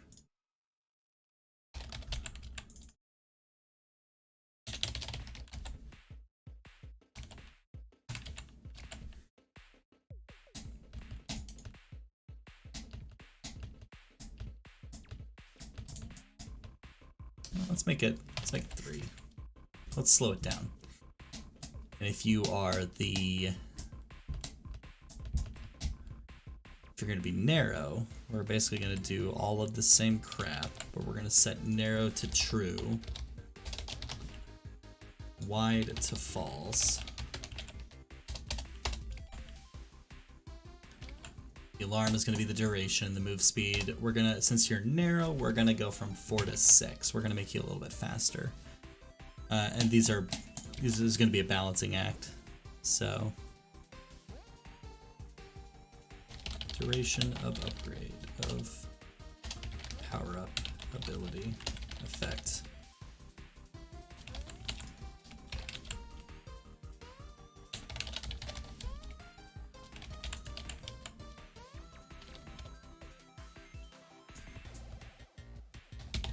Small boy, wide boy. Alright, let's run the game and see what errors we get. And, oh, right, I didn't create the Pong. Yeah, let's go to the director. Enable Pong to do controllers.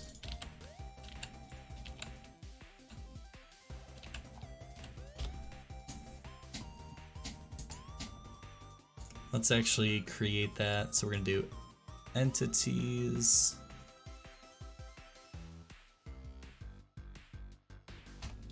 We're going to do entities and controllers in room Pong, breakout, and invaders. So we're going to do entities.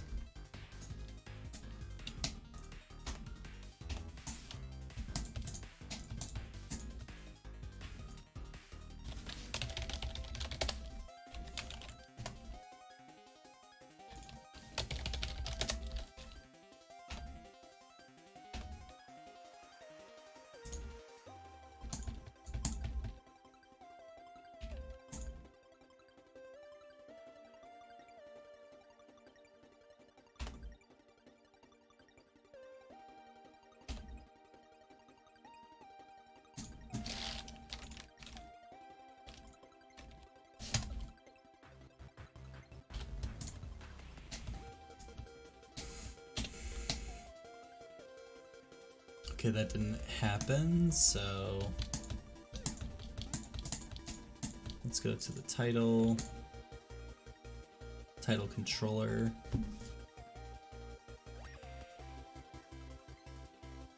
Spawners.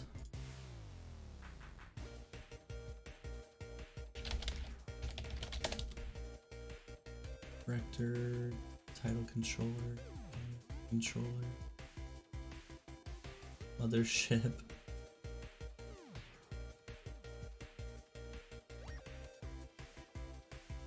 Let's go to the title controller.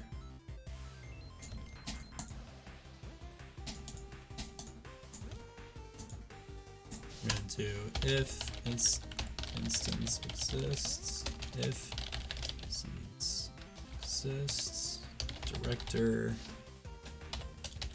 instance create layer 0, 0 controllers director.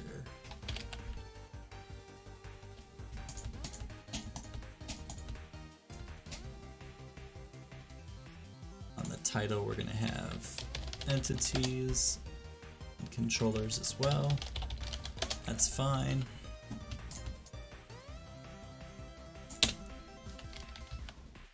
Oh shit. Let's try it again.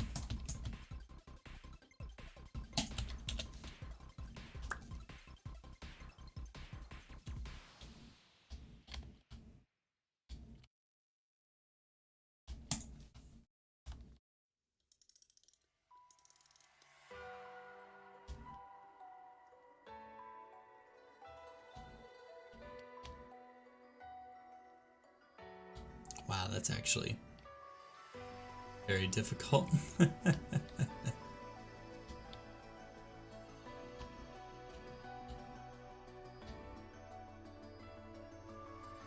Wow.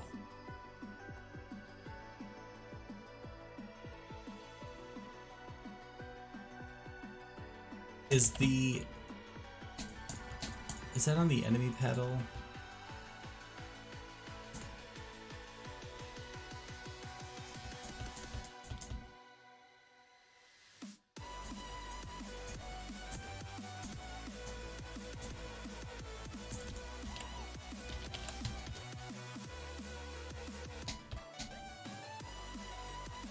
It's every time it touches the enemy paddle.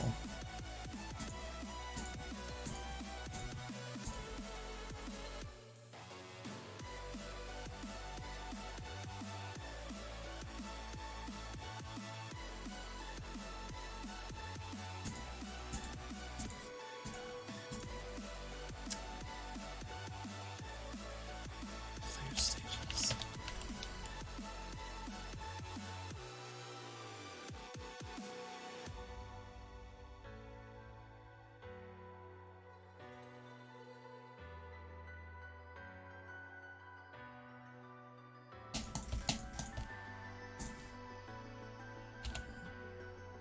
Let's go back to the title controller. Okay, we are setting, okay. God, is the enemy paddle really that hard?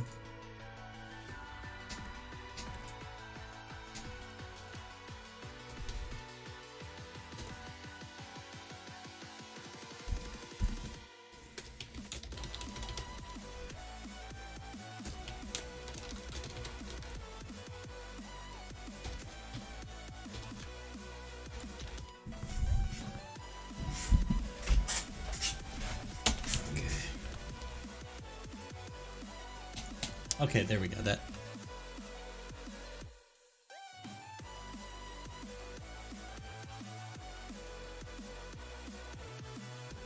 Cool.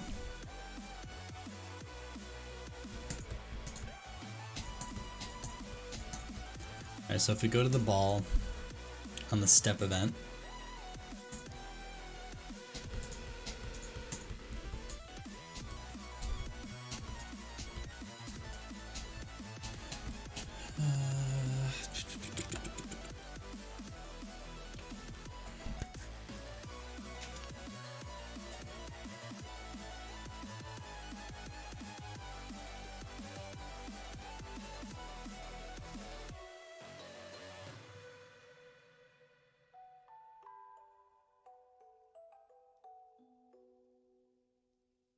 Hey, dude.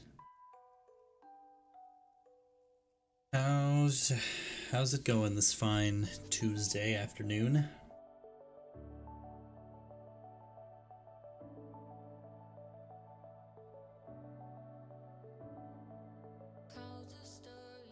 Oh, really? That sucks. What's going on? Just the usual shenanigans.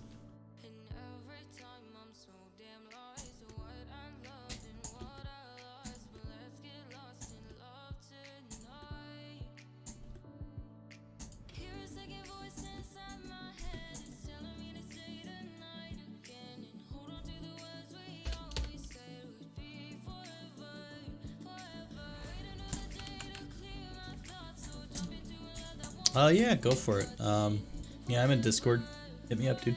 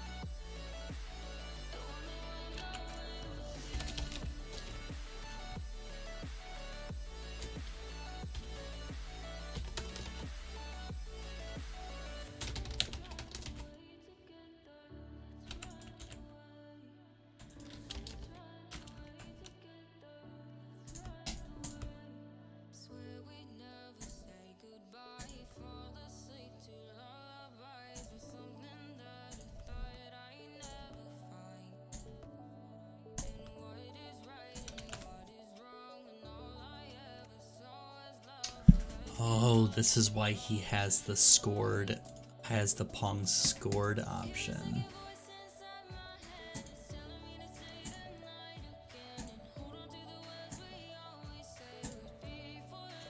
Yeah, we're not gonna do the director stuff.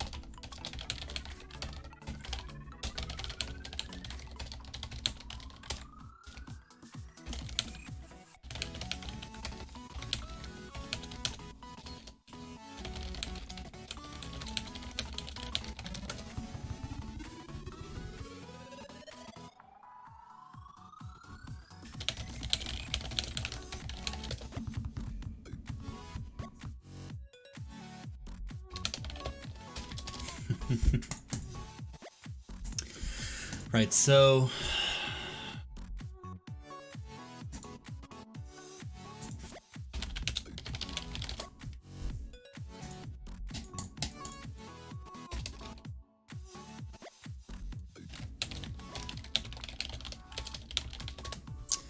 Let's see.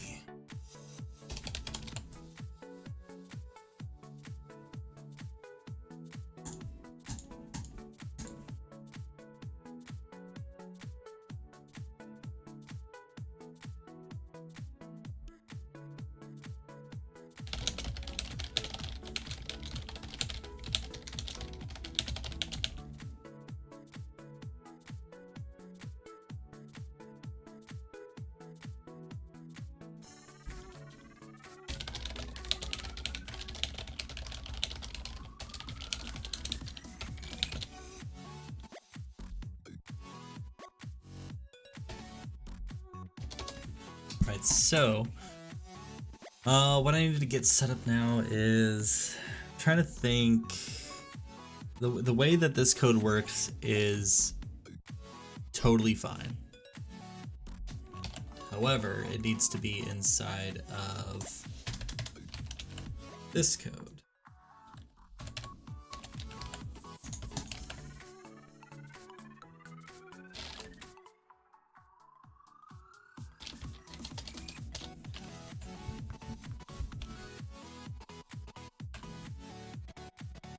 So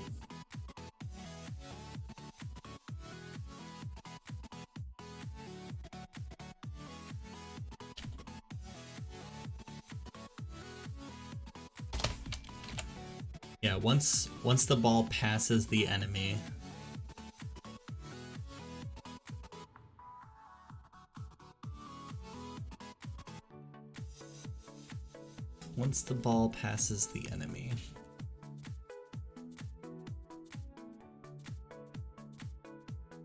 this is in the breakout stages and later. So once it's past the enemy, it's gonna set this variable that the ball has.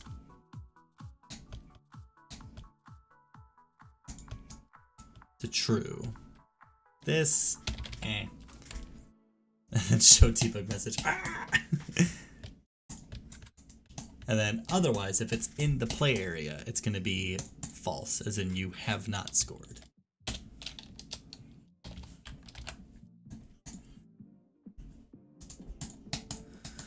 So then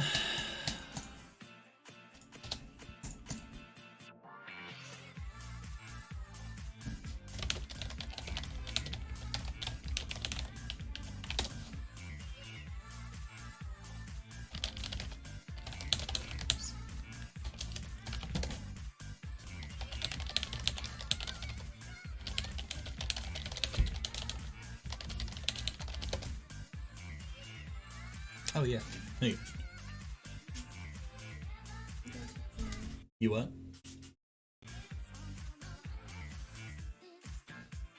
Okay. Next, good. I'm gonna be alright. Yep, still working on the game.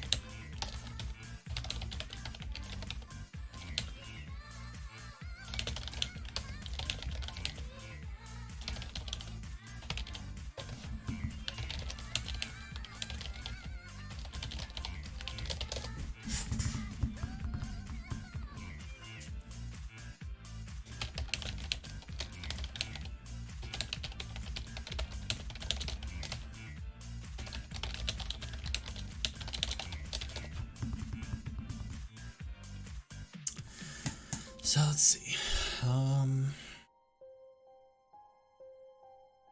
If we're on the Pong stage,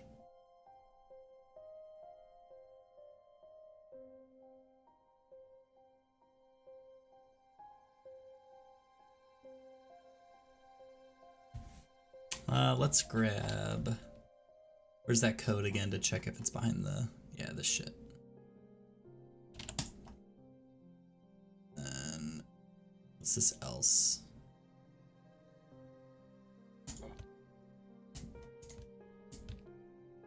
If you're not in the breakout stage.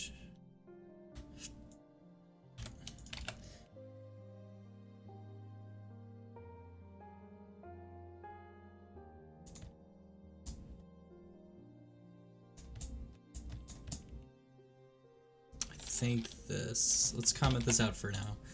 And then this, let's just fucking delete that shit. So if you're in the Pong stage, gosh, I'm overthinking this.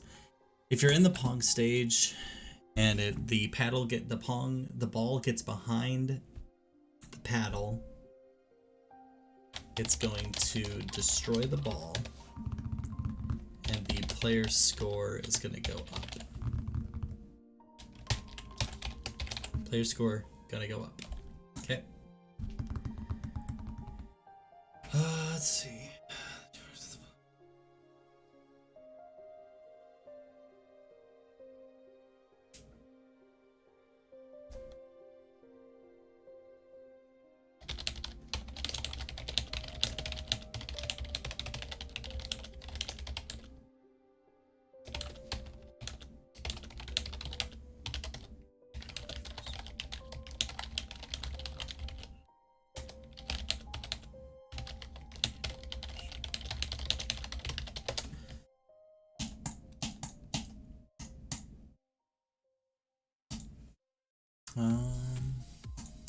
We're on the Pong level, and the ball goes behind the thing.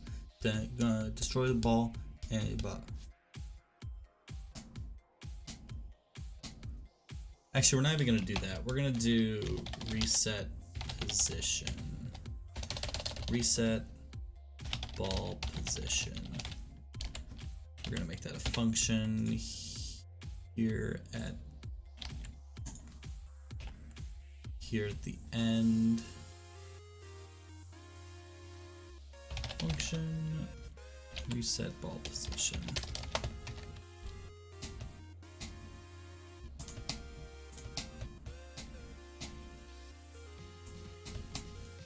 Thought I created, if I go to the Pong spawner. Yeah, there we go. Let's go to the ball.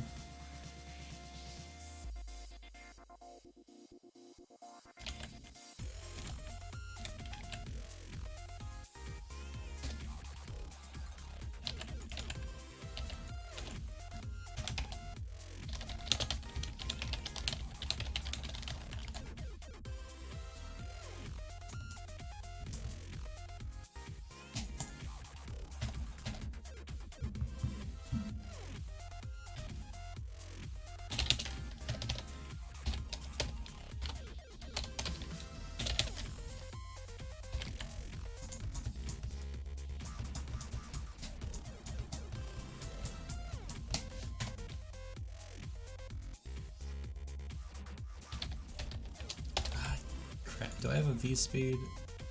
Yeah. Speed equals 0. V speed equals 0. Arm 0 equals.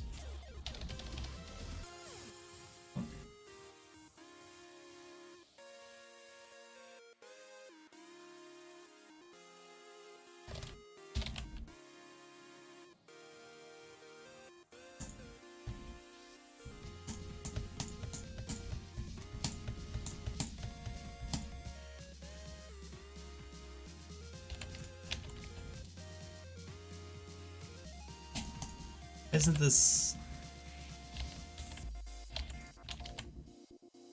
I don't understand why this function isn't color coding right.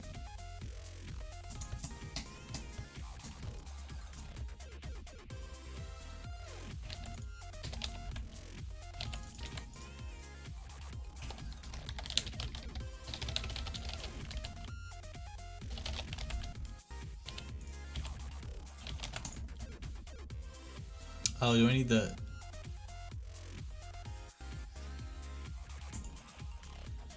I don't understand. Oh, 'cause... There we go. There we go. Took it a minute.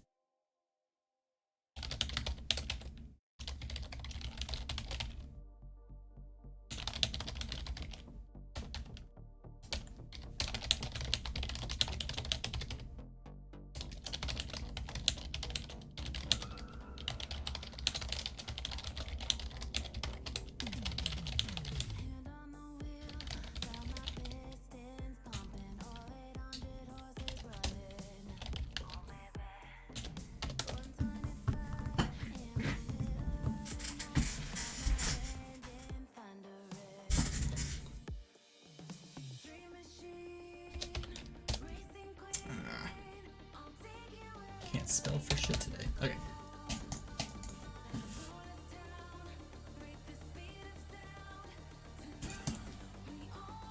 So that's gonna reset the ball position.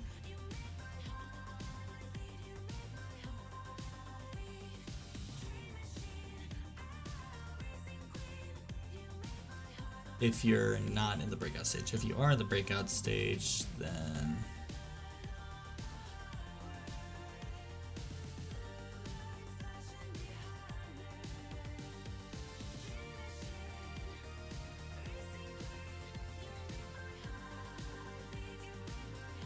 all right, man. Thanks for stopping by the stream. Sorry, it's been quiet. This day I am totally like rewriting everything, so I just had to put a lot of focus and brain power towards just redoing most of our system here. So, all right, thanks for stopping by, dude. You have a good day at work. Hit me up later. Let's see. This is a strike. If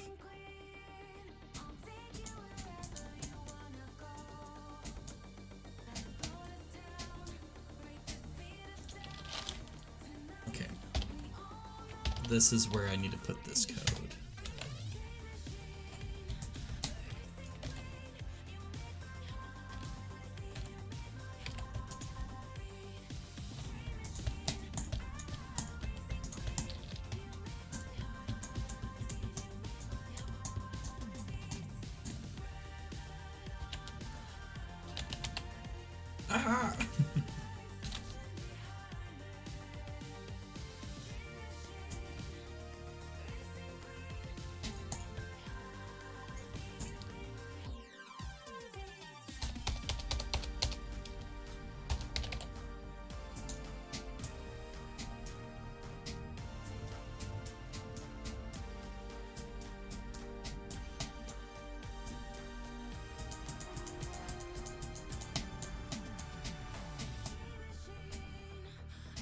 Alright, so I think this logic should work. So this is in the ball. This is when the ball is moving up in the play area. If it's behind, I have a check that I need to make. That is, if we're in the Pong stage, which will be true always after you start the game. If you're not in the breakout stage, that means if you have not gotten to that stage yet, if that means you're just playing Pong. If the ball goes behind the enemy, it will reset the ball position and add a score to the player. Otherwise, if you have gotten to the breakout, we don't want to delete the ball because we have bricks behind the paddle that we need to still hit. So if you're on the if you've made it to the breakout stage, if the ball goes past the enemy paddle, instead, what'll happen? Do I have?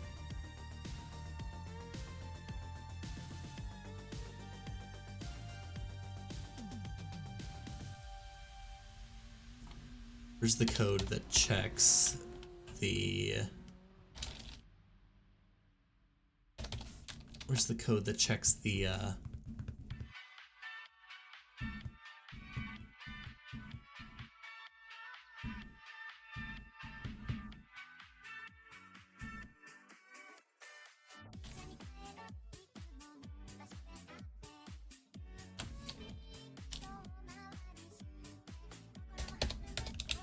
So regardless of where we are, if it's above the room height plus like 16, it's gonna destroy itself.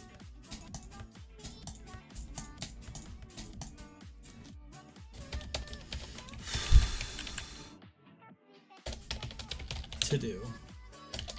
Create a live system. Also check to make sure it's the last ball going off screen.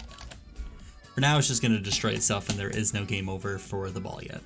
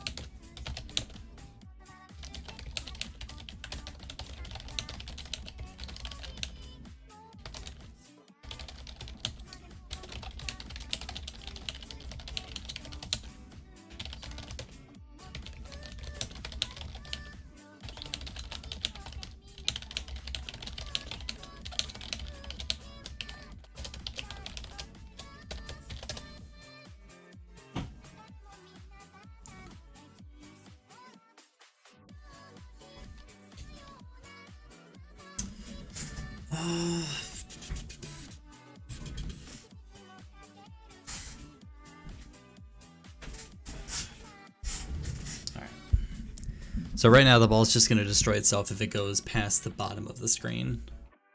And that's fine. However,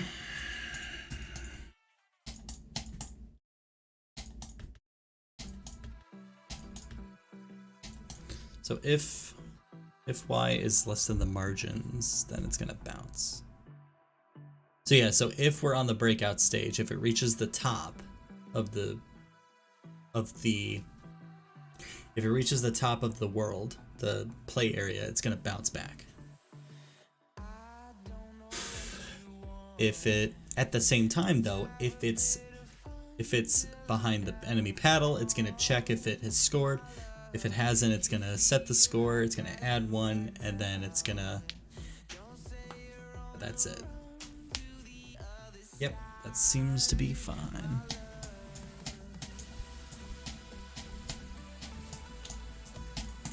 Alright, let's see what breaks now.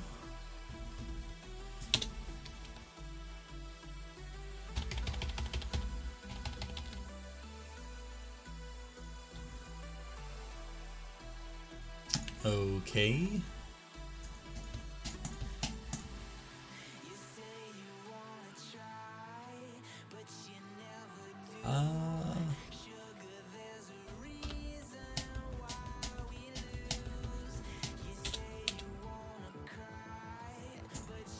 Let's do...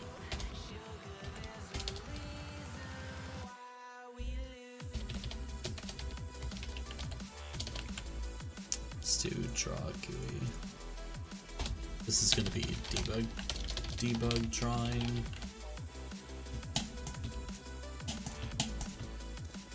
Go to globals. System, we're going to set global var debug mode equals false. And the title controller, sorry, in the director, in the draw GUI event, if debug mode is true, draw all the shit. We're gonna draw some text, 1616.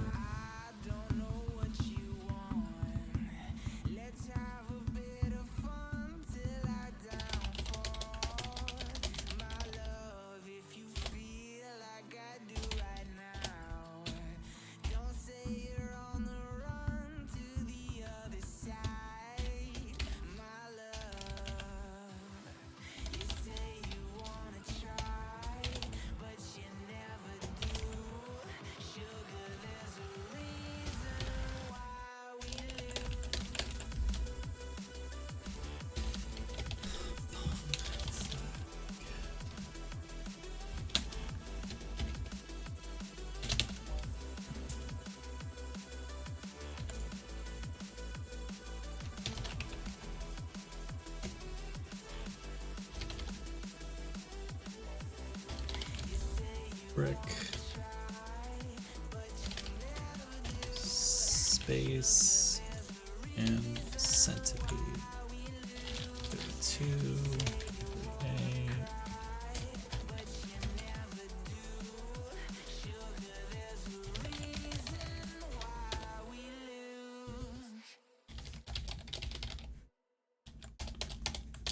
Actually, yeah, that's fine.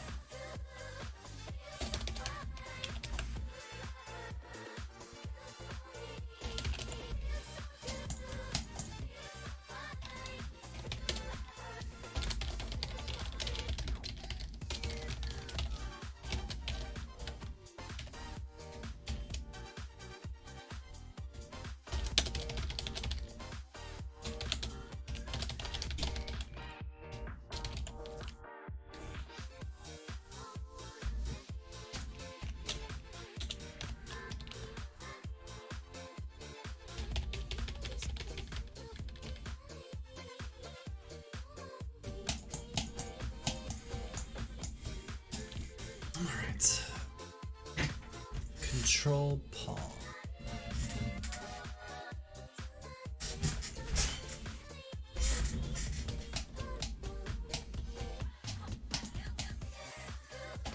If player stages stage.breakout, if that's false,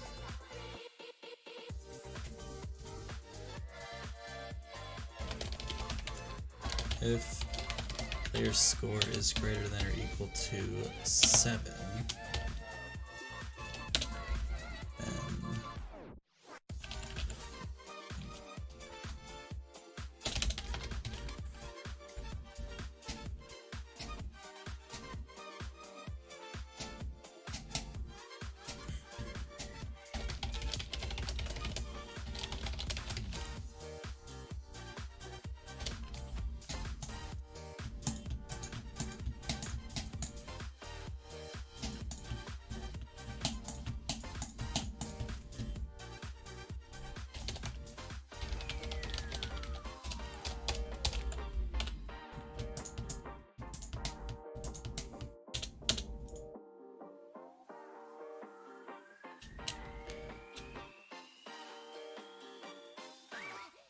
then that's in the breakout room.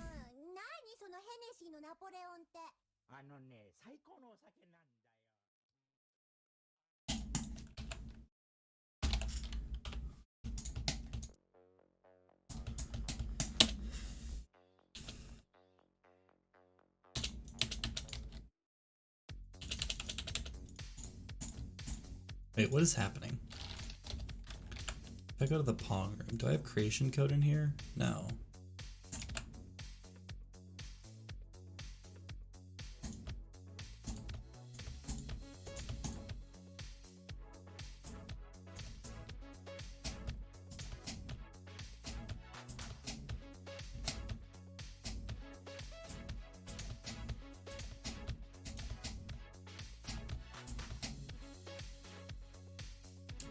Enable Pong.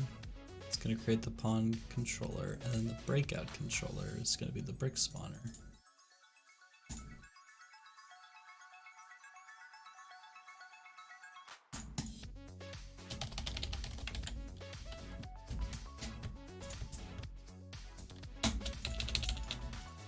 I don't understand what's happening.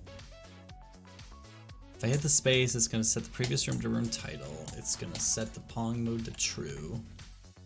It's going to create the director, and then it's going to go to the Pong level. And then control Pong.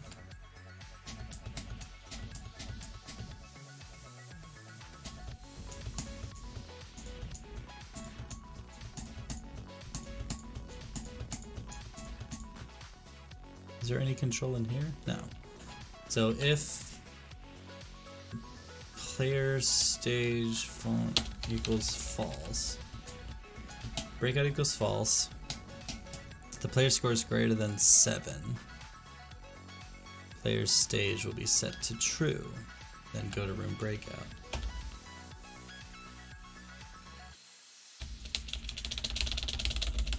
Why isn't this working? Title controller, step event, show debug message, working.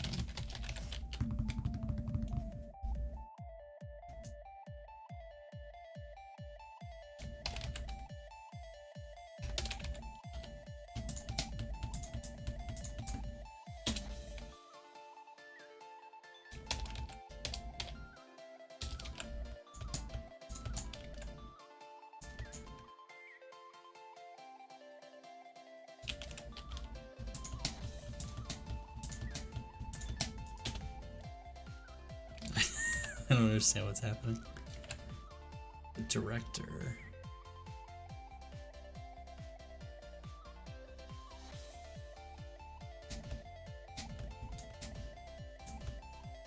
This is set in the previous room to room Pong.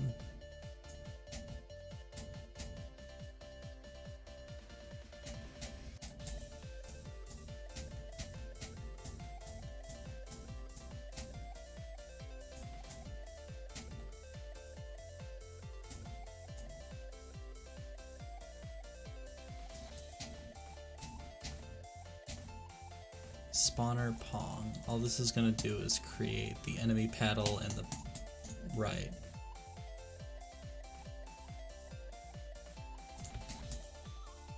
Control Pong. Stage Pong. Yeah, director control Pong.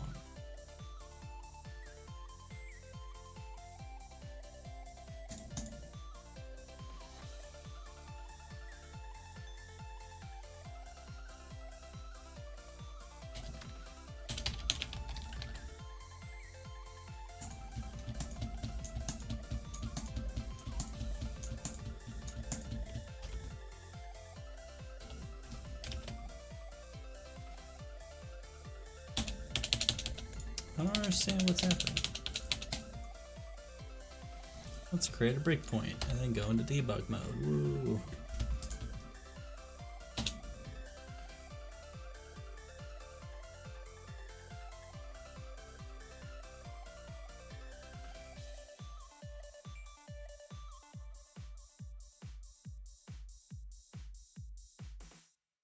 Wait, why is this running? Wait a minute.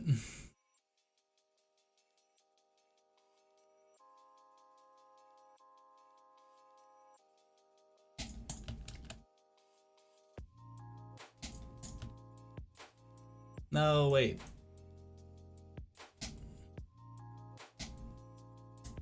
Yeah, this should be running.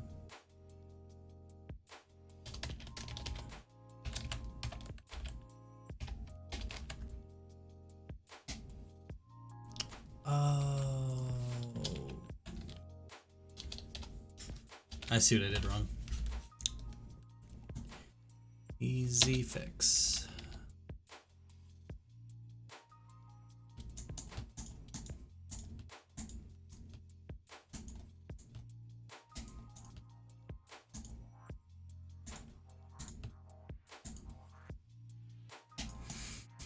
What was happening in the breakout room though? Why was that? Why wasn't that? That means that wasn't working. So in the breakout room, so once enable breakout, it's gonna spawn that. Okay, so if let's see what happens. 1, 2, 3, 4, 5, 6, 7. Oh, it is working. Oh, okay.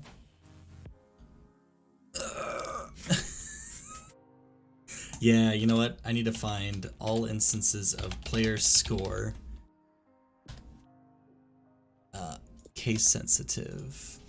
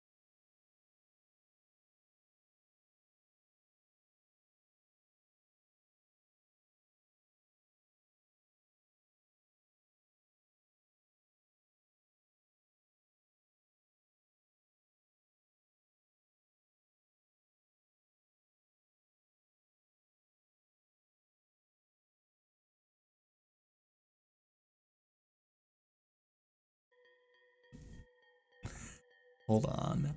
Hold on just a darn minute there. That's in the player controls.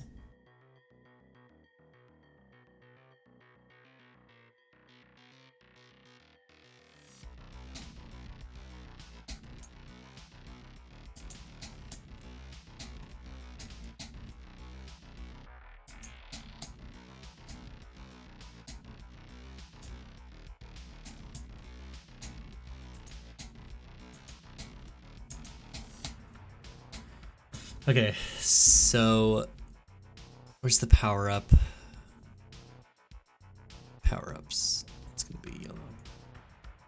Power up breakout. It's gonna have power up type of breakout. And the upgrade choice is gonna be 0, 1, or 2.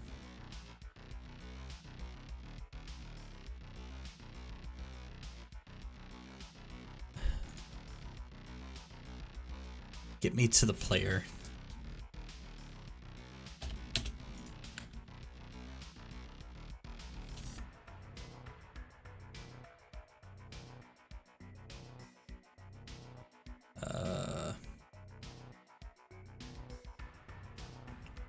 Player. Okay, sorry.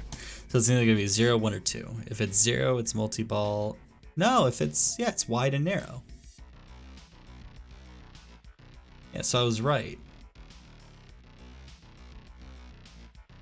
Wide and the narrow. Wide equals 0, 1, 2. So if we go back to the player,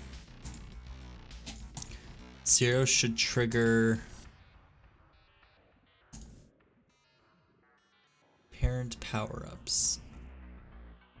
Power-up breakout. Yeah. So if I've touched an upgrade, I'm gonna check what the power-up type is. If it equals breakout, then we're gonna check what the upgrade choice is. The upgrade choice is gonna be 0, 1, or 2.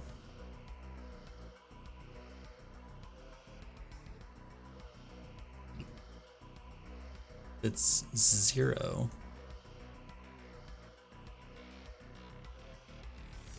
If it's 0, it's gonna trigger multi-ball, which is just gonna create a bunch of balls. If it's 1, it's gonna trigger wide, which is gonna set narrow to false, wide to true.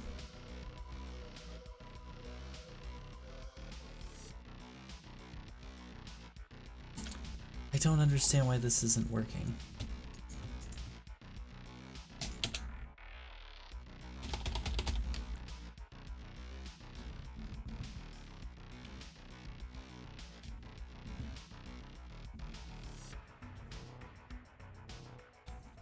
Come on, give me a power up. So this is narrow. Okay, that works. Narrow works. Multi-ball? Multi-ball makes it narrow. What the fuck? Okay, new plan. Let's go to this. On the step event, we're gonna show debug message.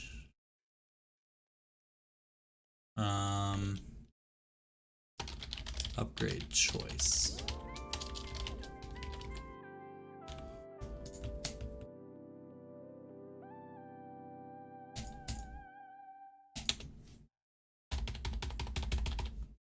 What we do here is go back.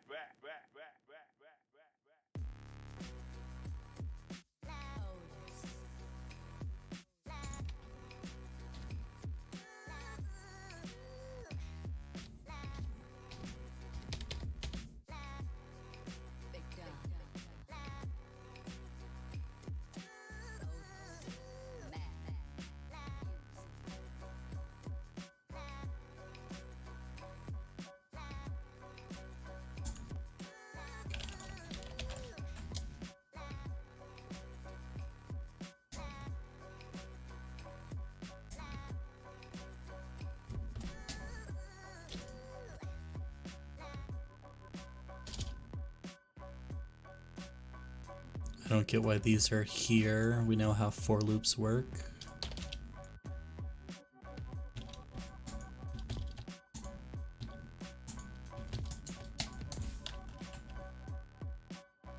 try it again.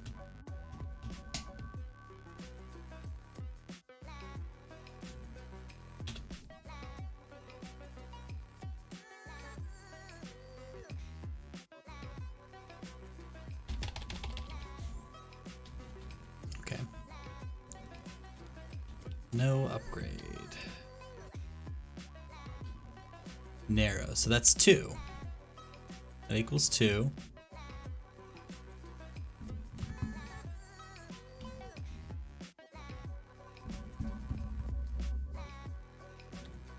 Come on.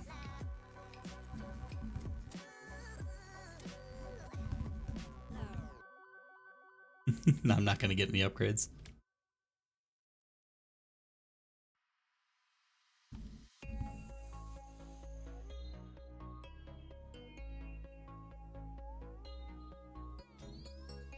That's 0.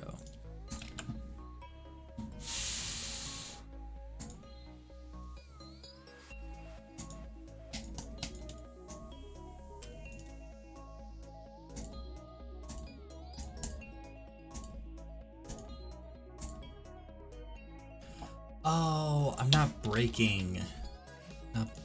You gotta break after your... It was activating every upgrade. That's why. Yeah, let's try that. That should be better.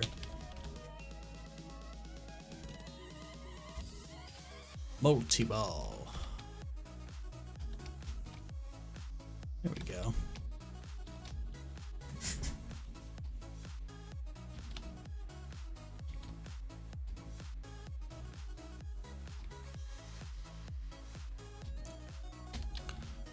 The wide one worked.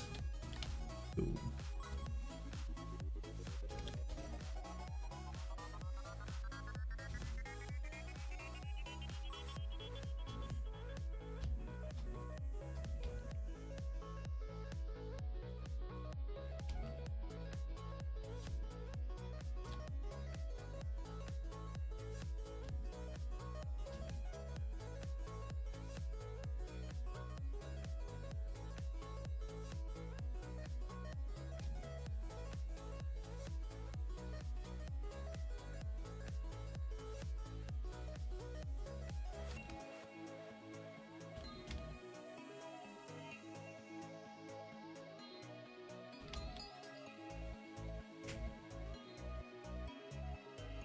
Damn it.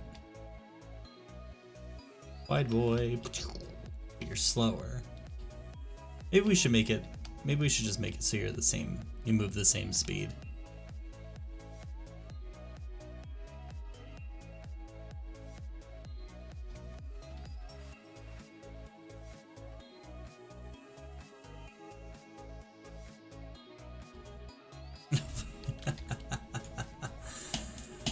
Okay, cool.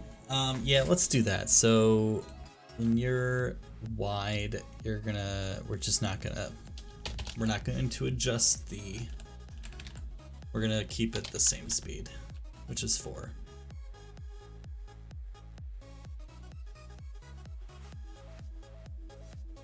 For now, we'll rebalance it anyway. Like, we'll do plenty of balancing. Okay.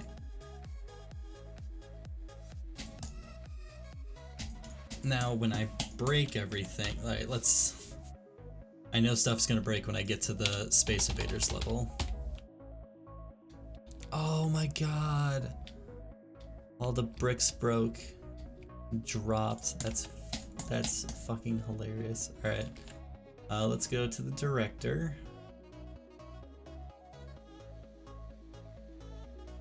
In this step event.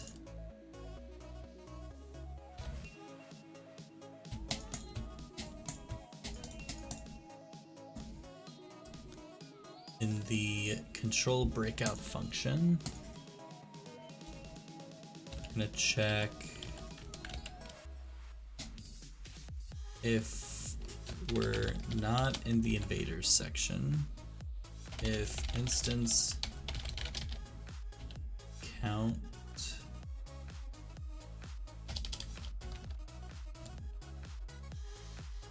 I'm pretty sure this gives us the number of instances. Yeah.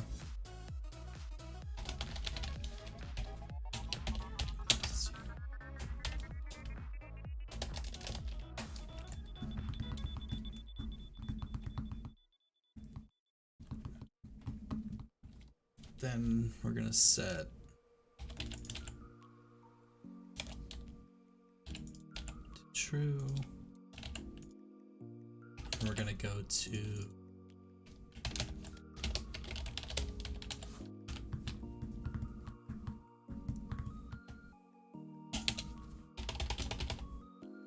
up.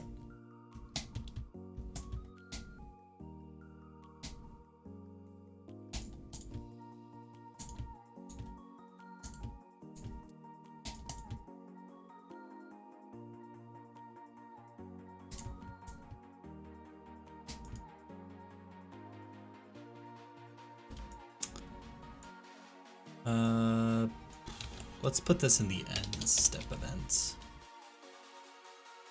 Create step, end step.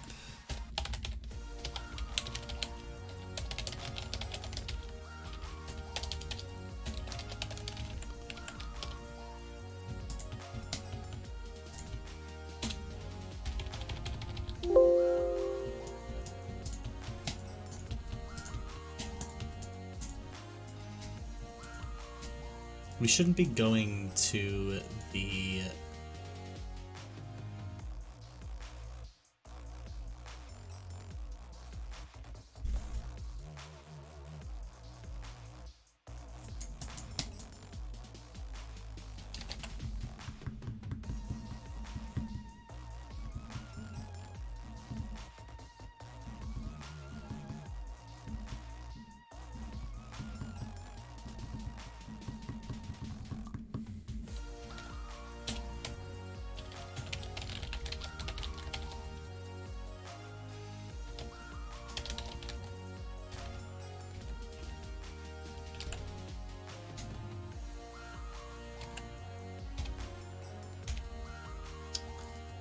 my spawners at?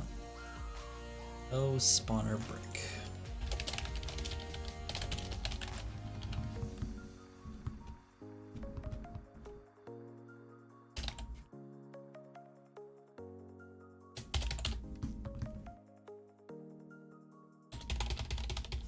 There we go. And that's totally fine. I want that to happen. Well, I don't want it to happen, but I know why it's happening at least. So we're no longer creating the paddle in the room creation code.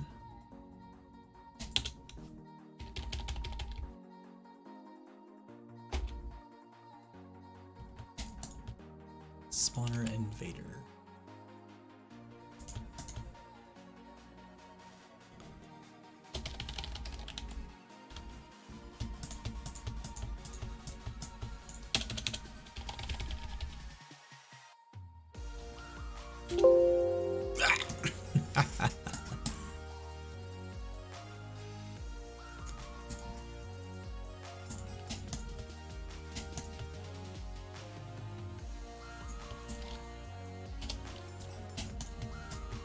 Triggered.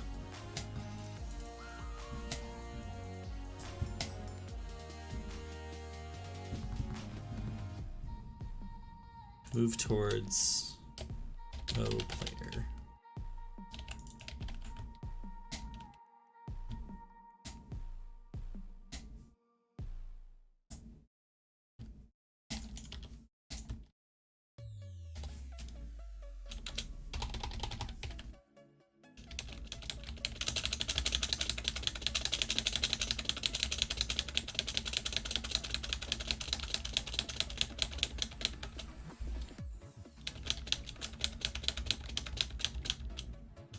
Yep, and the restarting works just fine.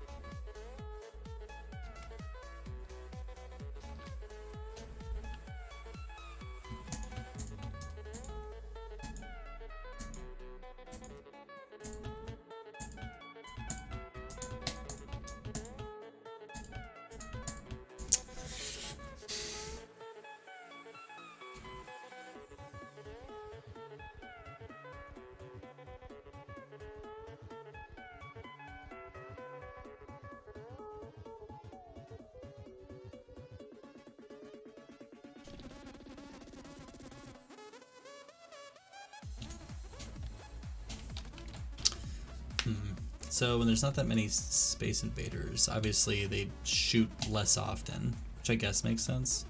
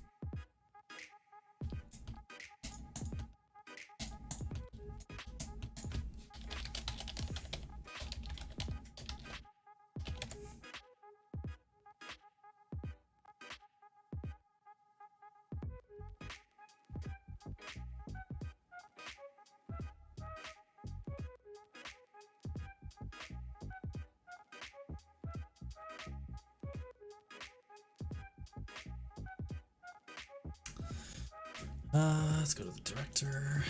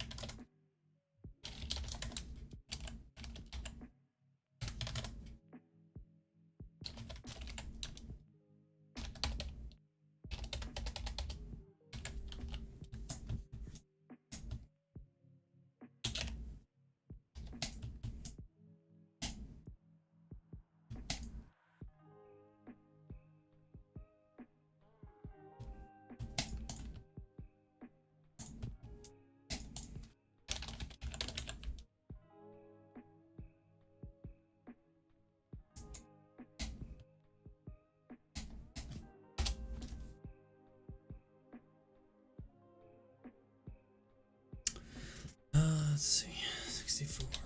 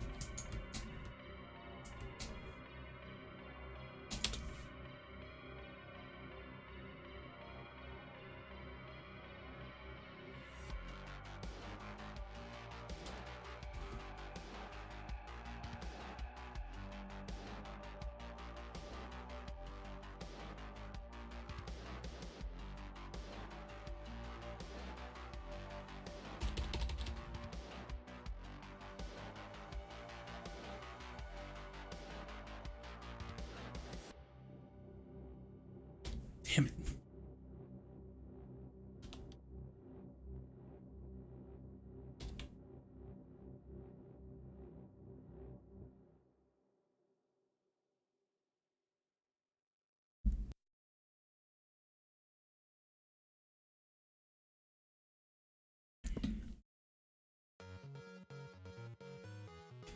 Damn it, come on.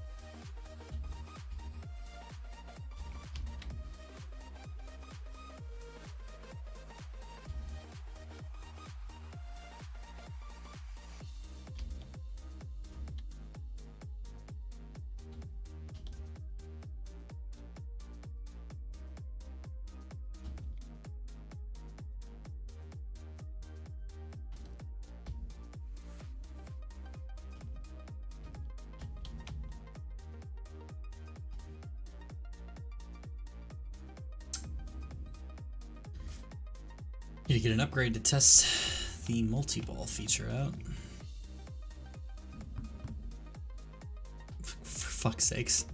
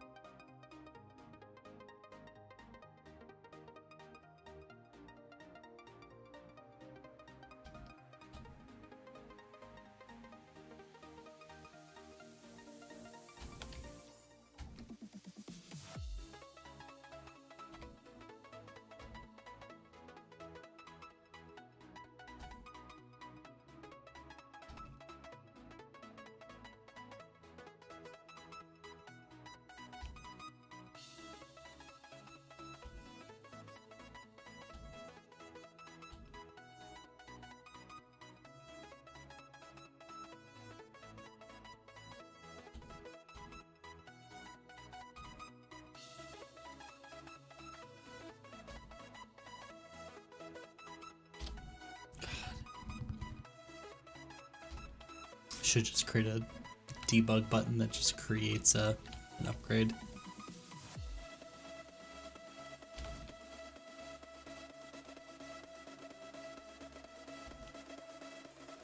Oh my god.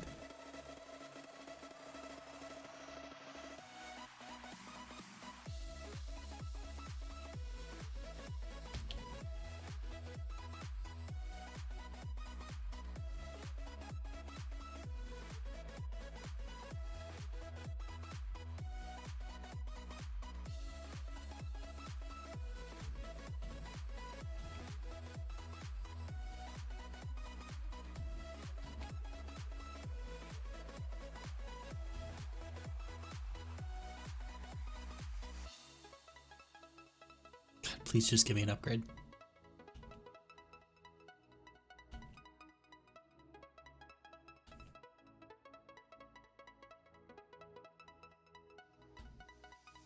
Okay, give me the upgrade that I want, please. That'd be great.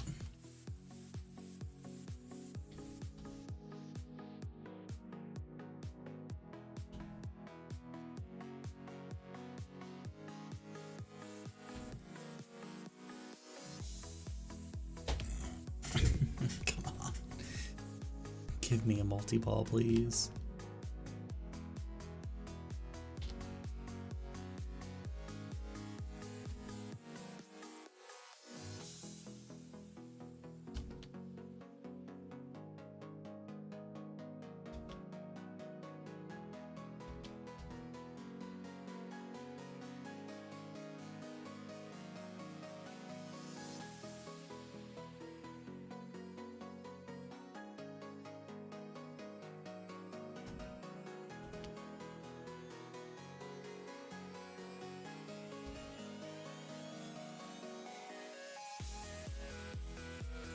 Not what I needed. Alright. I'm making a button that was not expecting that to take that fucking long. Stupid.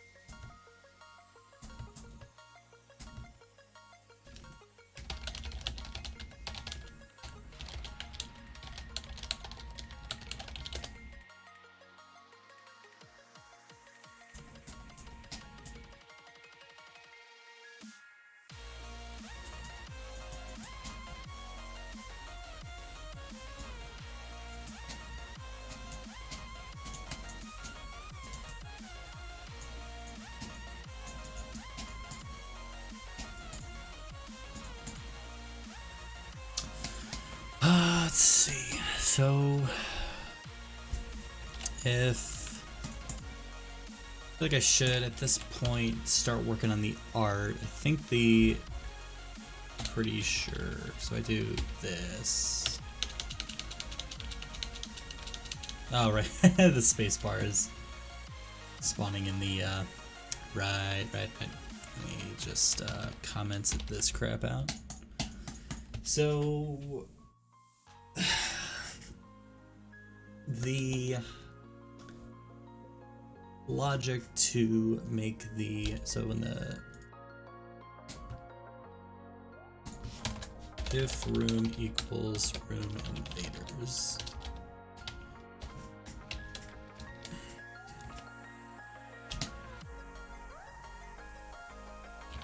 animating equals true.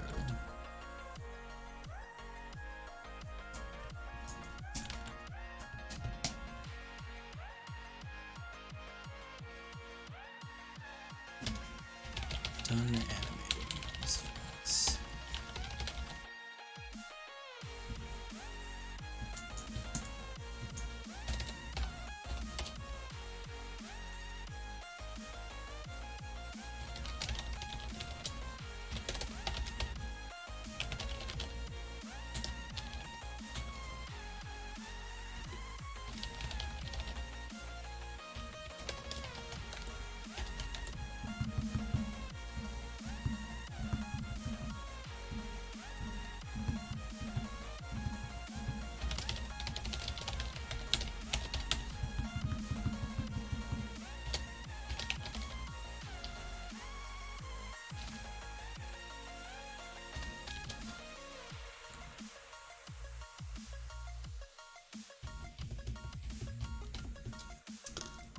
What is it?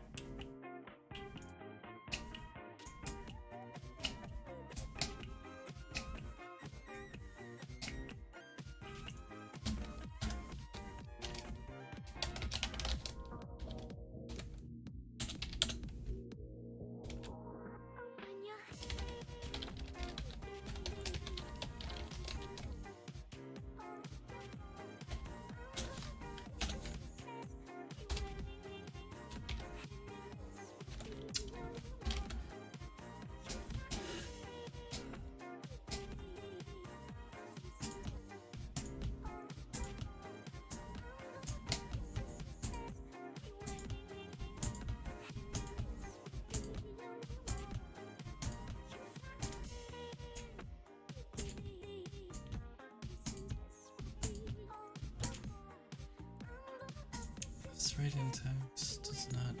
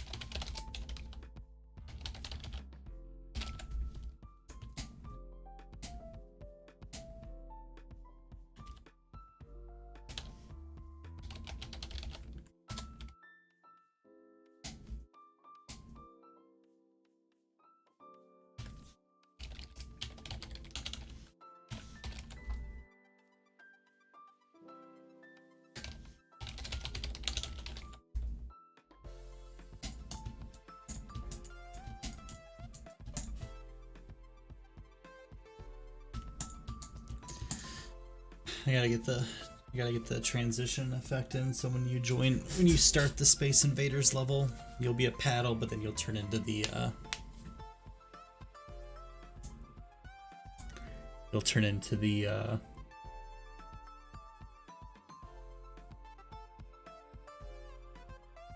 oh snap. Oh boy. Oh god. By the ITC gang. Oh, what's up, dudes? True Color Studios, how you doing, man? What are you guys up to before you came over here?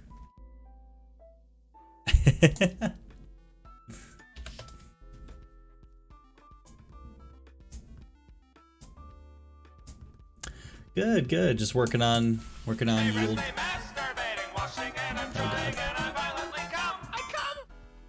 Oh jeez. Yeah, not much. I'm just working on my game jam entry for good old Brackies here. Let's see.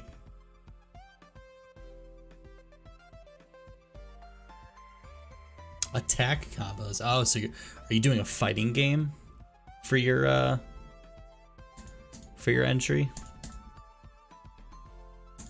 Or, well, I guess I should ask, are you participating? Are you actually working with the, are you working for the Brackies game jam?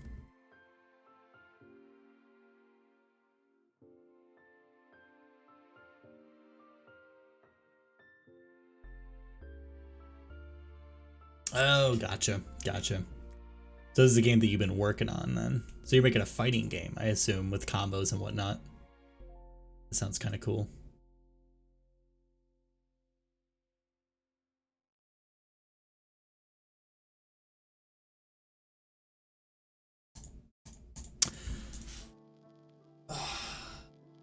You know, I'll be honest, I'm super bad at fighting games, but like, making one doesn't sound like it'd be that bad. Like, well, okay, I don't mean it'd be easy or difficult, but like, I feel like it'd be fun making one. I'm super bad at them, so like, I wouldn't be good at playtesting it. Action adventure game. Oh, okay. Action adventure. Oh my gosh. But it has, okay.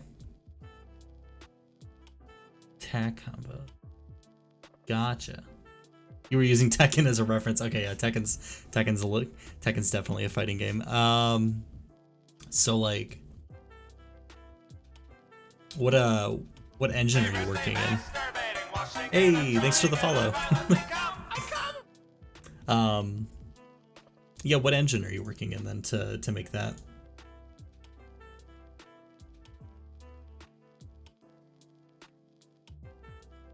Oh, Unity. Nice. Okay. So I assume you'll be using C# for that.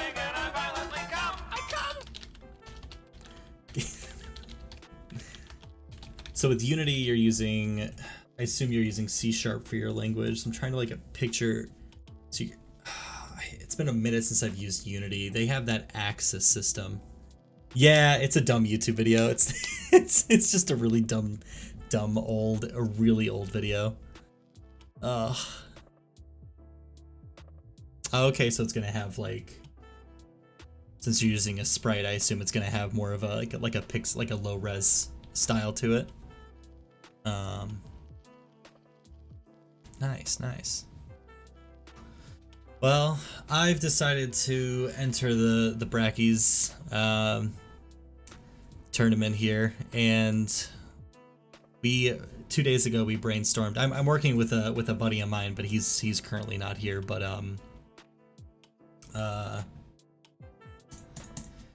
we brainstormed ideas for like,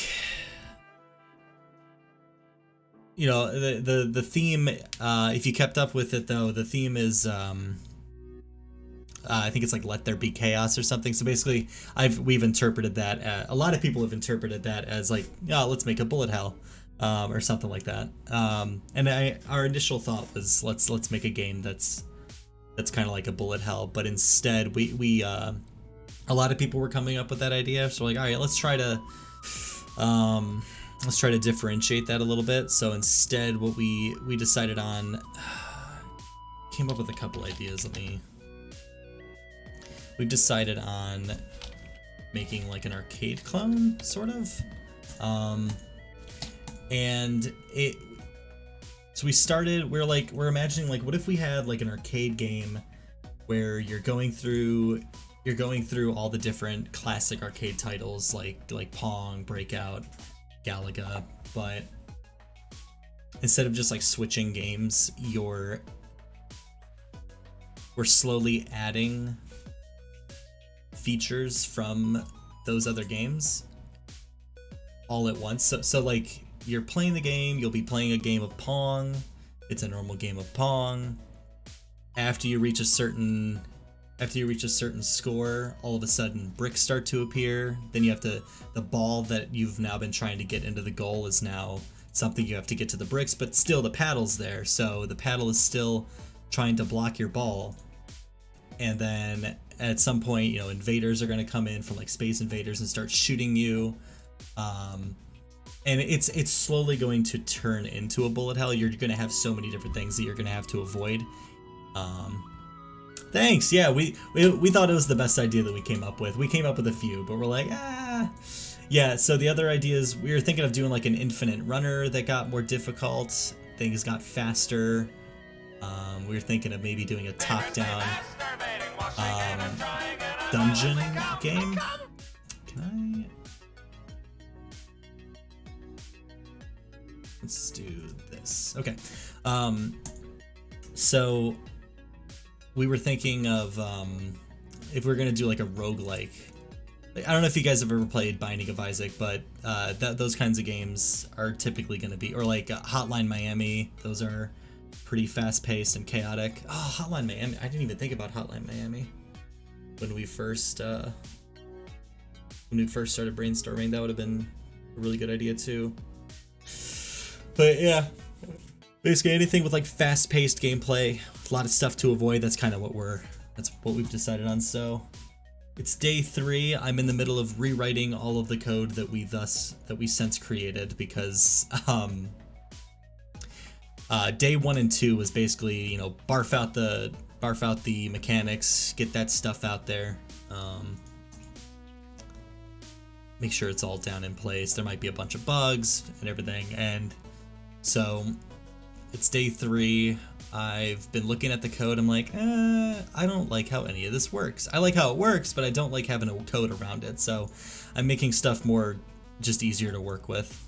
How much longer do you have? I think it ends on this following Sunday. I think we have 4. I believe it only lasts a week.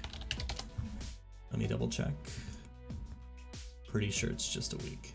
Yep, 4 more days when submissions close. So I figure today I'm gonna finish the rewriting of all the systems. Tomorrow I'm probably gonna work on more art. That'll be day 4. We'll have 3 days left. Yeah, do I think we'll get it finished? I think we'll get what we originally envisioned finished. But what's gonna happen is day 5's gonna come and we're gonna be like, man, we have everything in place. We've squashed most of the bugs. We still have 2 days left. And what we're gonna end up doing is like, we're gonna come up with more ideas and try to add more to the game. Do I think we're gonna get that latter set of features finished? I don't know. We may end up just branching the project, and we'll create another branch for the project, and we'll have the original one. So that'll probably be finished. That'll most likely be finished, and we'll submit that if we can't get the second part done. So yeah, I think hopefully by tomorrow or the next day we'll have this part done, and then we'll be like, let's double the amount of work that we have to do, and then try to get that done. You know, let's try to create a crunch, you know, as you do. So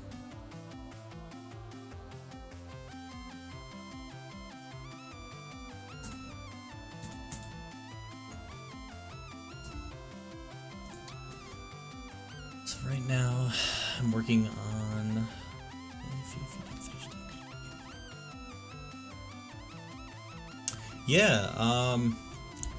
not to like plug my previous works, but we've made one other game. This is our second game jam, let me put that out there. This is only the second game jam we've ever done. The first one we had made this game, and if you guys have ever played Star Fox, it plays a lot like that. Funny story with this game. So this was part of the Beginner's Circle game jam. It was our first game jam, so we tried to find like an easy one that gave us like a decent amount of time. I think they gave us 2 weeks for this one. So we're like, okay. I think what was the theme? I think it was like different planet or something. So we took that as something in outer space, basically, or literally like a different planet. Something alien, I guess. So we were brainstorming ideas. I don't remember what original ideas we had, but my friend George, again, I don't think he's awake yet. Unfortunately, I've been waiting for him to wake up to brainstorm the rewrite for this project. He was like, you know what would be great? So we've been using this engine, Game Maker, it's been like 7 years now. But we've only done it for 2D games. We've never done... It can do 3D games, but it's not like Unity where you have a 3D editor. You don't have a 3D scene editor. I'll show you what a room looks like, but this is basically what it's a 2D room editor, kind of like Unity, you know. So, but it does do 3D. It totally does do 3D, but you have to build everything from the ground up if you want to do 3D. So like if you want to draw a cube, instead of just like placing a cube in the scene, you have to draw the vertices. You basically have to draw triangles. You have to provide 3 coordinates in 3D space where your triangle is going to be created. So you're creating an edge, and another edge, and that's creating a face essentially. For a cube, you have to... Yeah, it's disgusting, yeah. For a cube, you'd have to draw 2 triangles to make the one side, and then you have to do that 6 times. So you have to draw 8 different triangles, or I'm sorry, 12 different triangles, I think, to create a cube, and we were working with more than just cubes for the game. So, but yeah, so you have to create a 3D rendering system from the ground up. It's disgusting. Yeah, fuck your triangles. You know what? Tell that to 3D Space and whoever designed the first 3D game engine. They thought triangles were the best shape to go with, you know. So fight him 1v1. Yeah. So, but anyway, so that game we had 2 weeks to make, and my friend was like, you know what we've never done? 3D game engine. Yeah, it can't. It's probably not well. I don't know how well Game Maker Studio 2 does 3D ultimately. Like, I don't know how good it can be. All I know is that you start with nothing. You have to make everything yourself. Every vertice, every point in space you have to make yourself. You have to calculate normals and your UV texture maps manually. You have to create your own functions to apply a texture to a face. It's so disgusting, but you're basically reinventing the wheel is what you're doing. So anyway, so that's where this Nova Rain game came from. My friend was like, why don't we learn how to do 3D in Game Maker, even though we had never done it before? And so we ended up finding this really nice tutorial by, I think it's Dragonite Spam, I think is his name. Let me mute these. Pretty sure it was this guy. Yeah, Dragonite Spam. This guy he still uploads, he's still active. He made an entire 3D tutorial for Game Maker. And it's not extensive, but it does get you started. Like, it gets all of the beginner crap out. How to draw points in space, how to create your faces, how to calculate your normals, and how to move 3D models after you've put them in. I think he even made like an OBJ file converter function, so you can actually add an OBJ file to it, or whatever 3D file of your choice that you export from like Blender or whatever. Yeah, 3D Game Maker. So yeah, there. I knew they existed. I was trying to look for the playlist.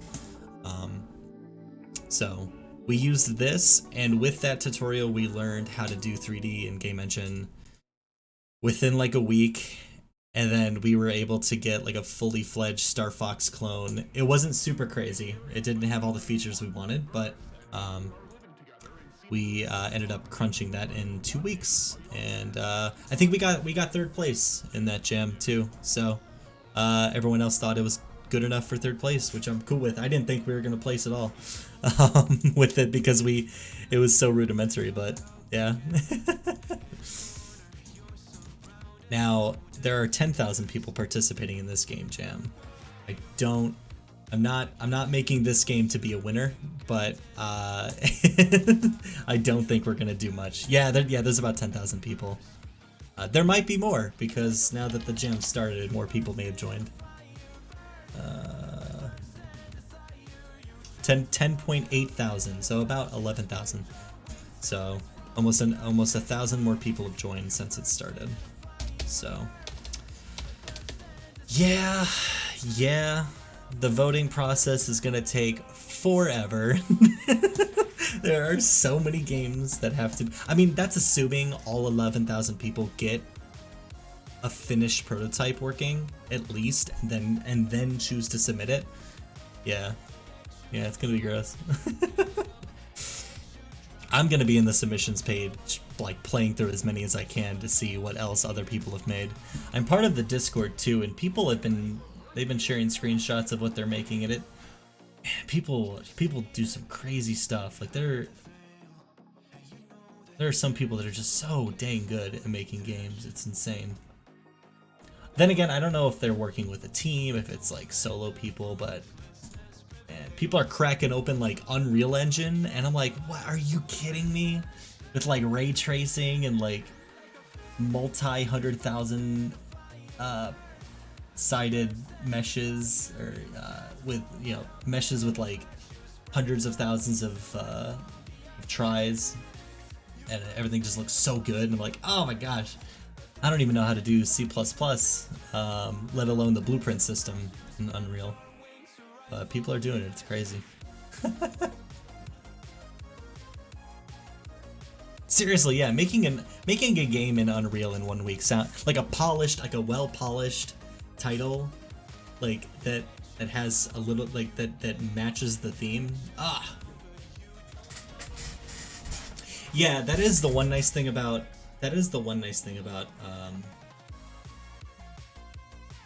this jam is they said that you can use stuff that already existed, so I don't have to make my own 3D models right now. Based on the like, they said the only rule is no NSFW content.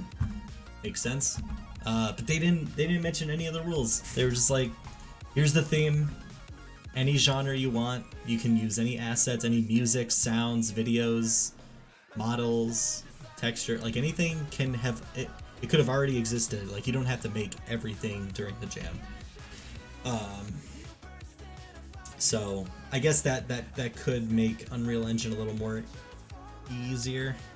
Yeah, right. Yeah.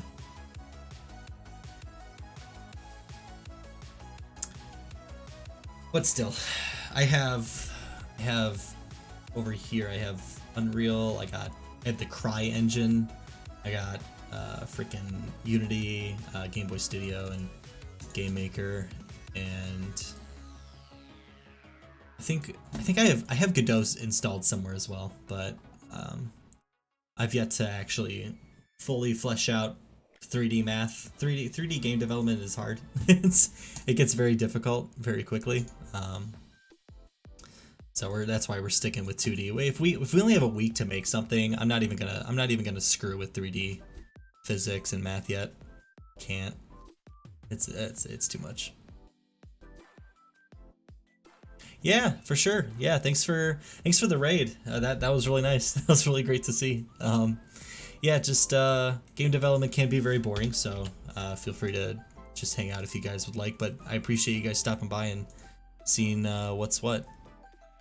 All right, back to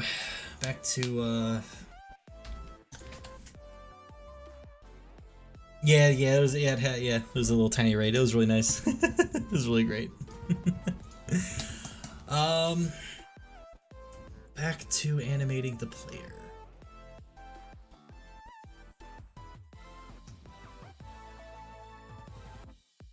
So when you enter the room, this part doesn't matter. What was I doing? Go to the player. Right. So once we're set to the tank, or not the tank, true. If you're animating, the sprite index will equal that.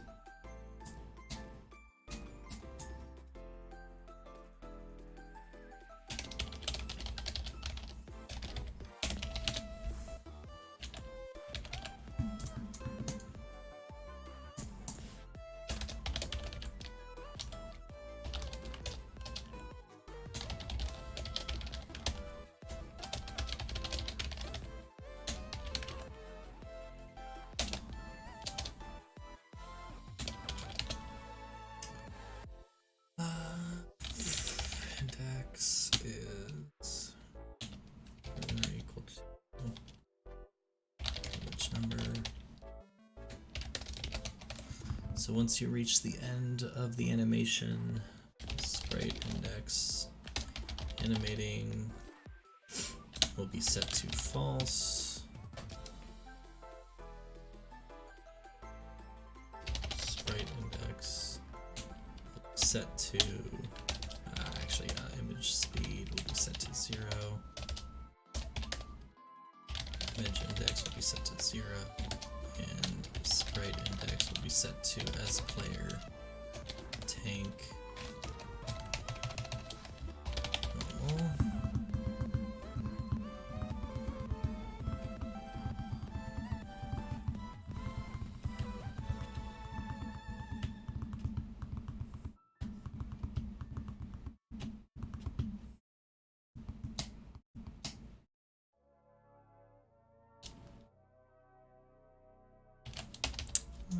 put this in.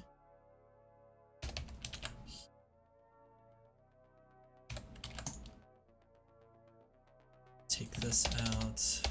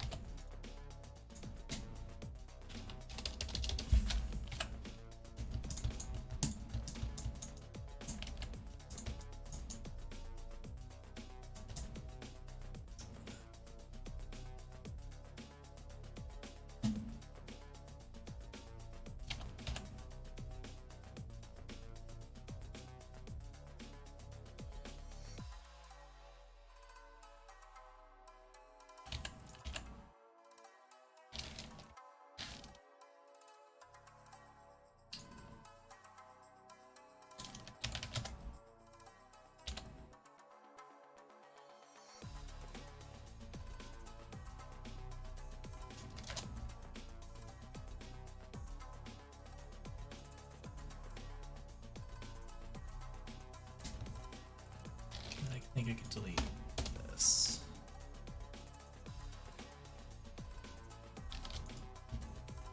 And the transition.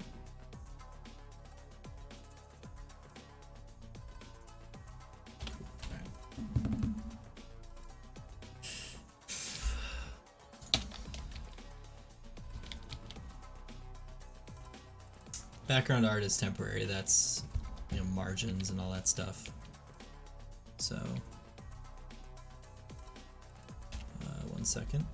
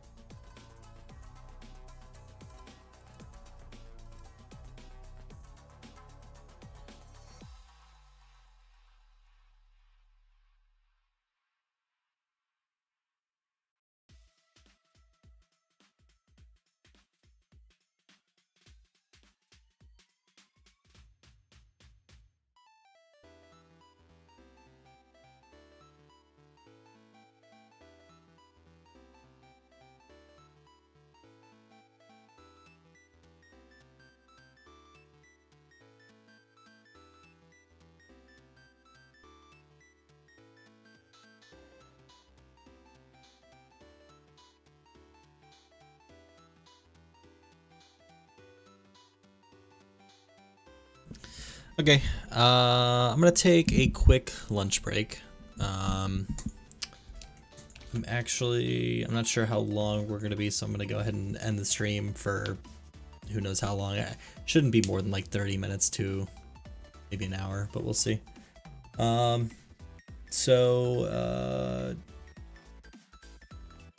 guess if you guys come back, just I'll see you then. Bye.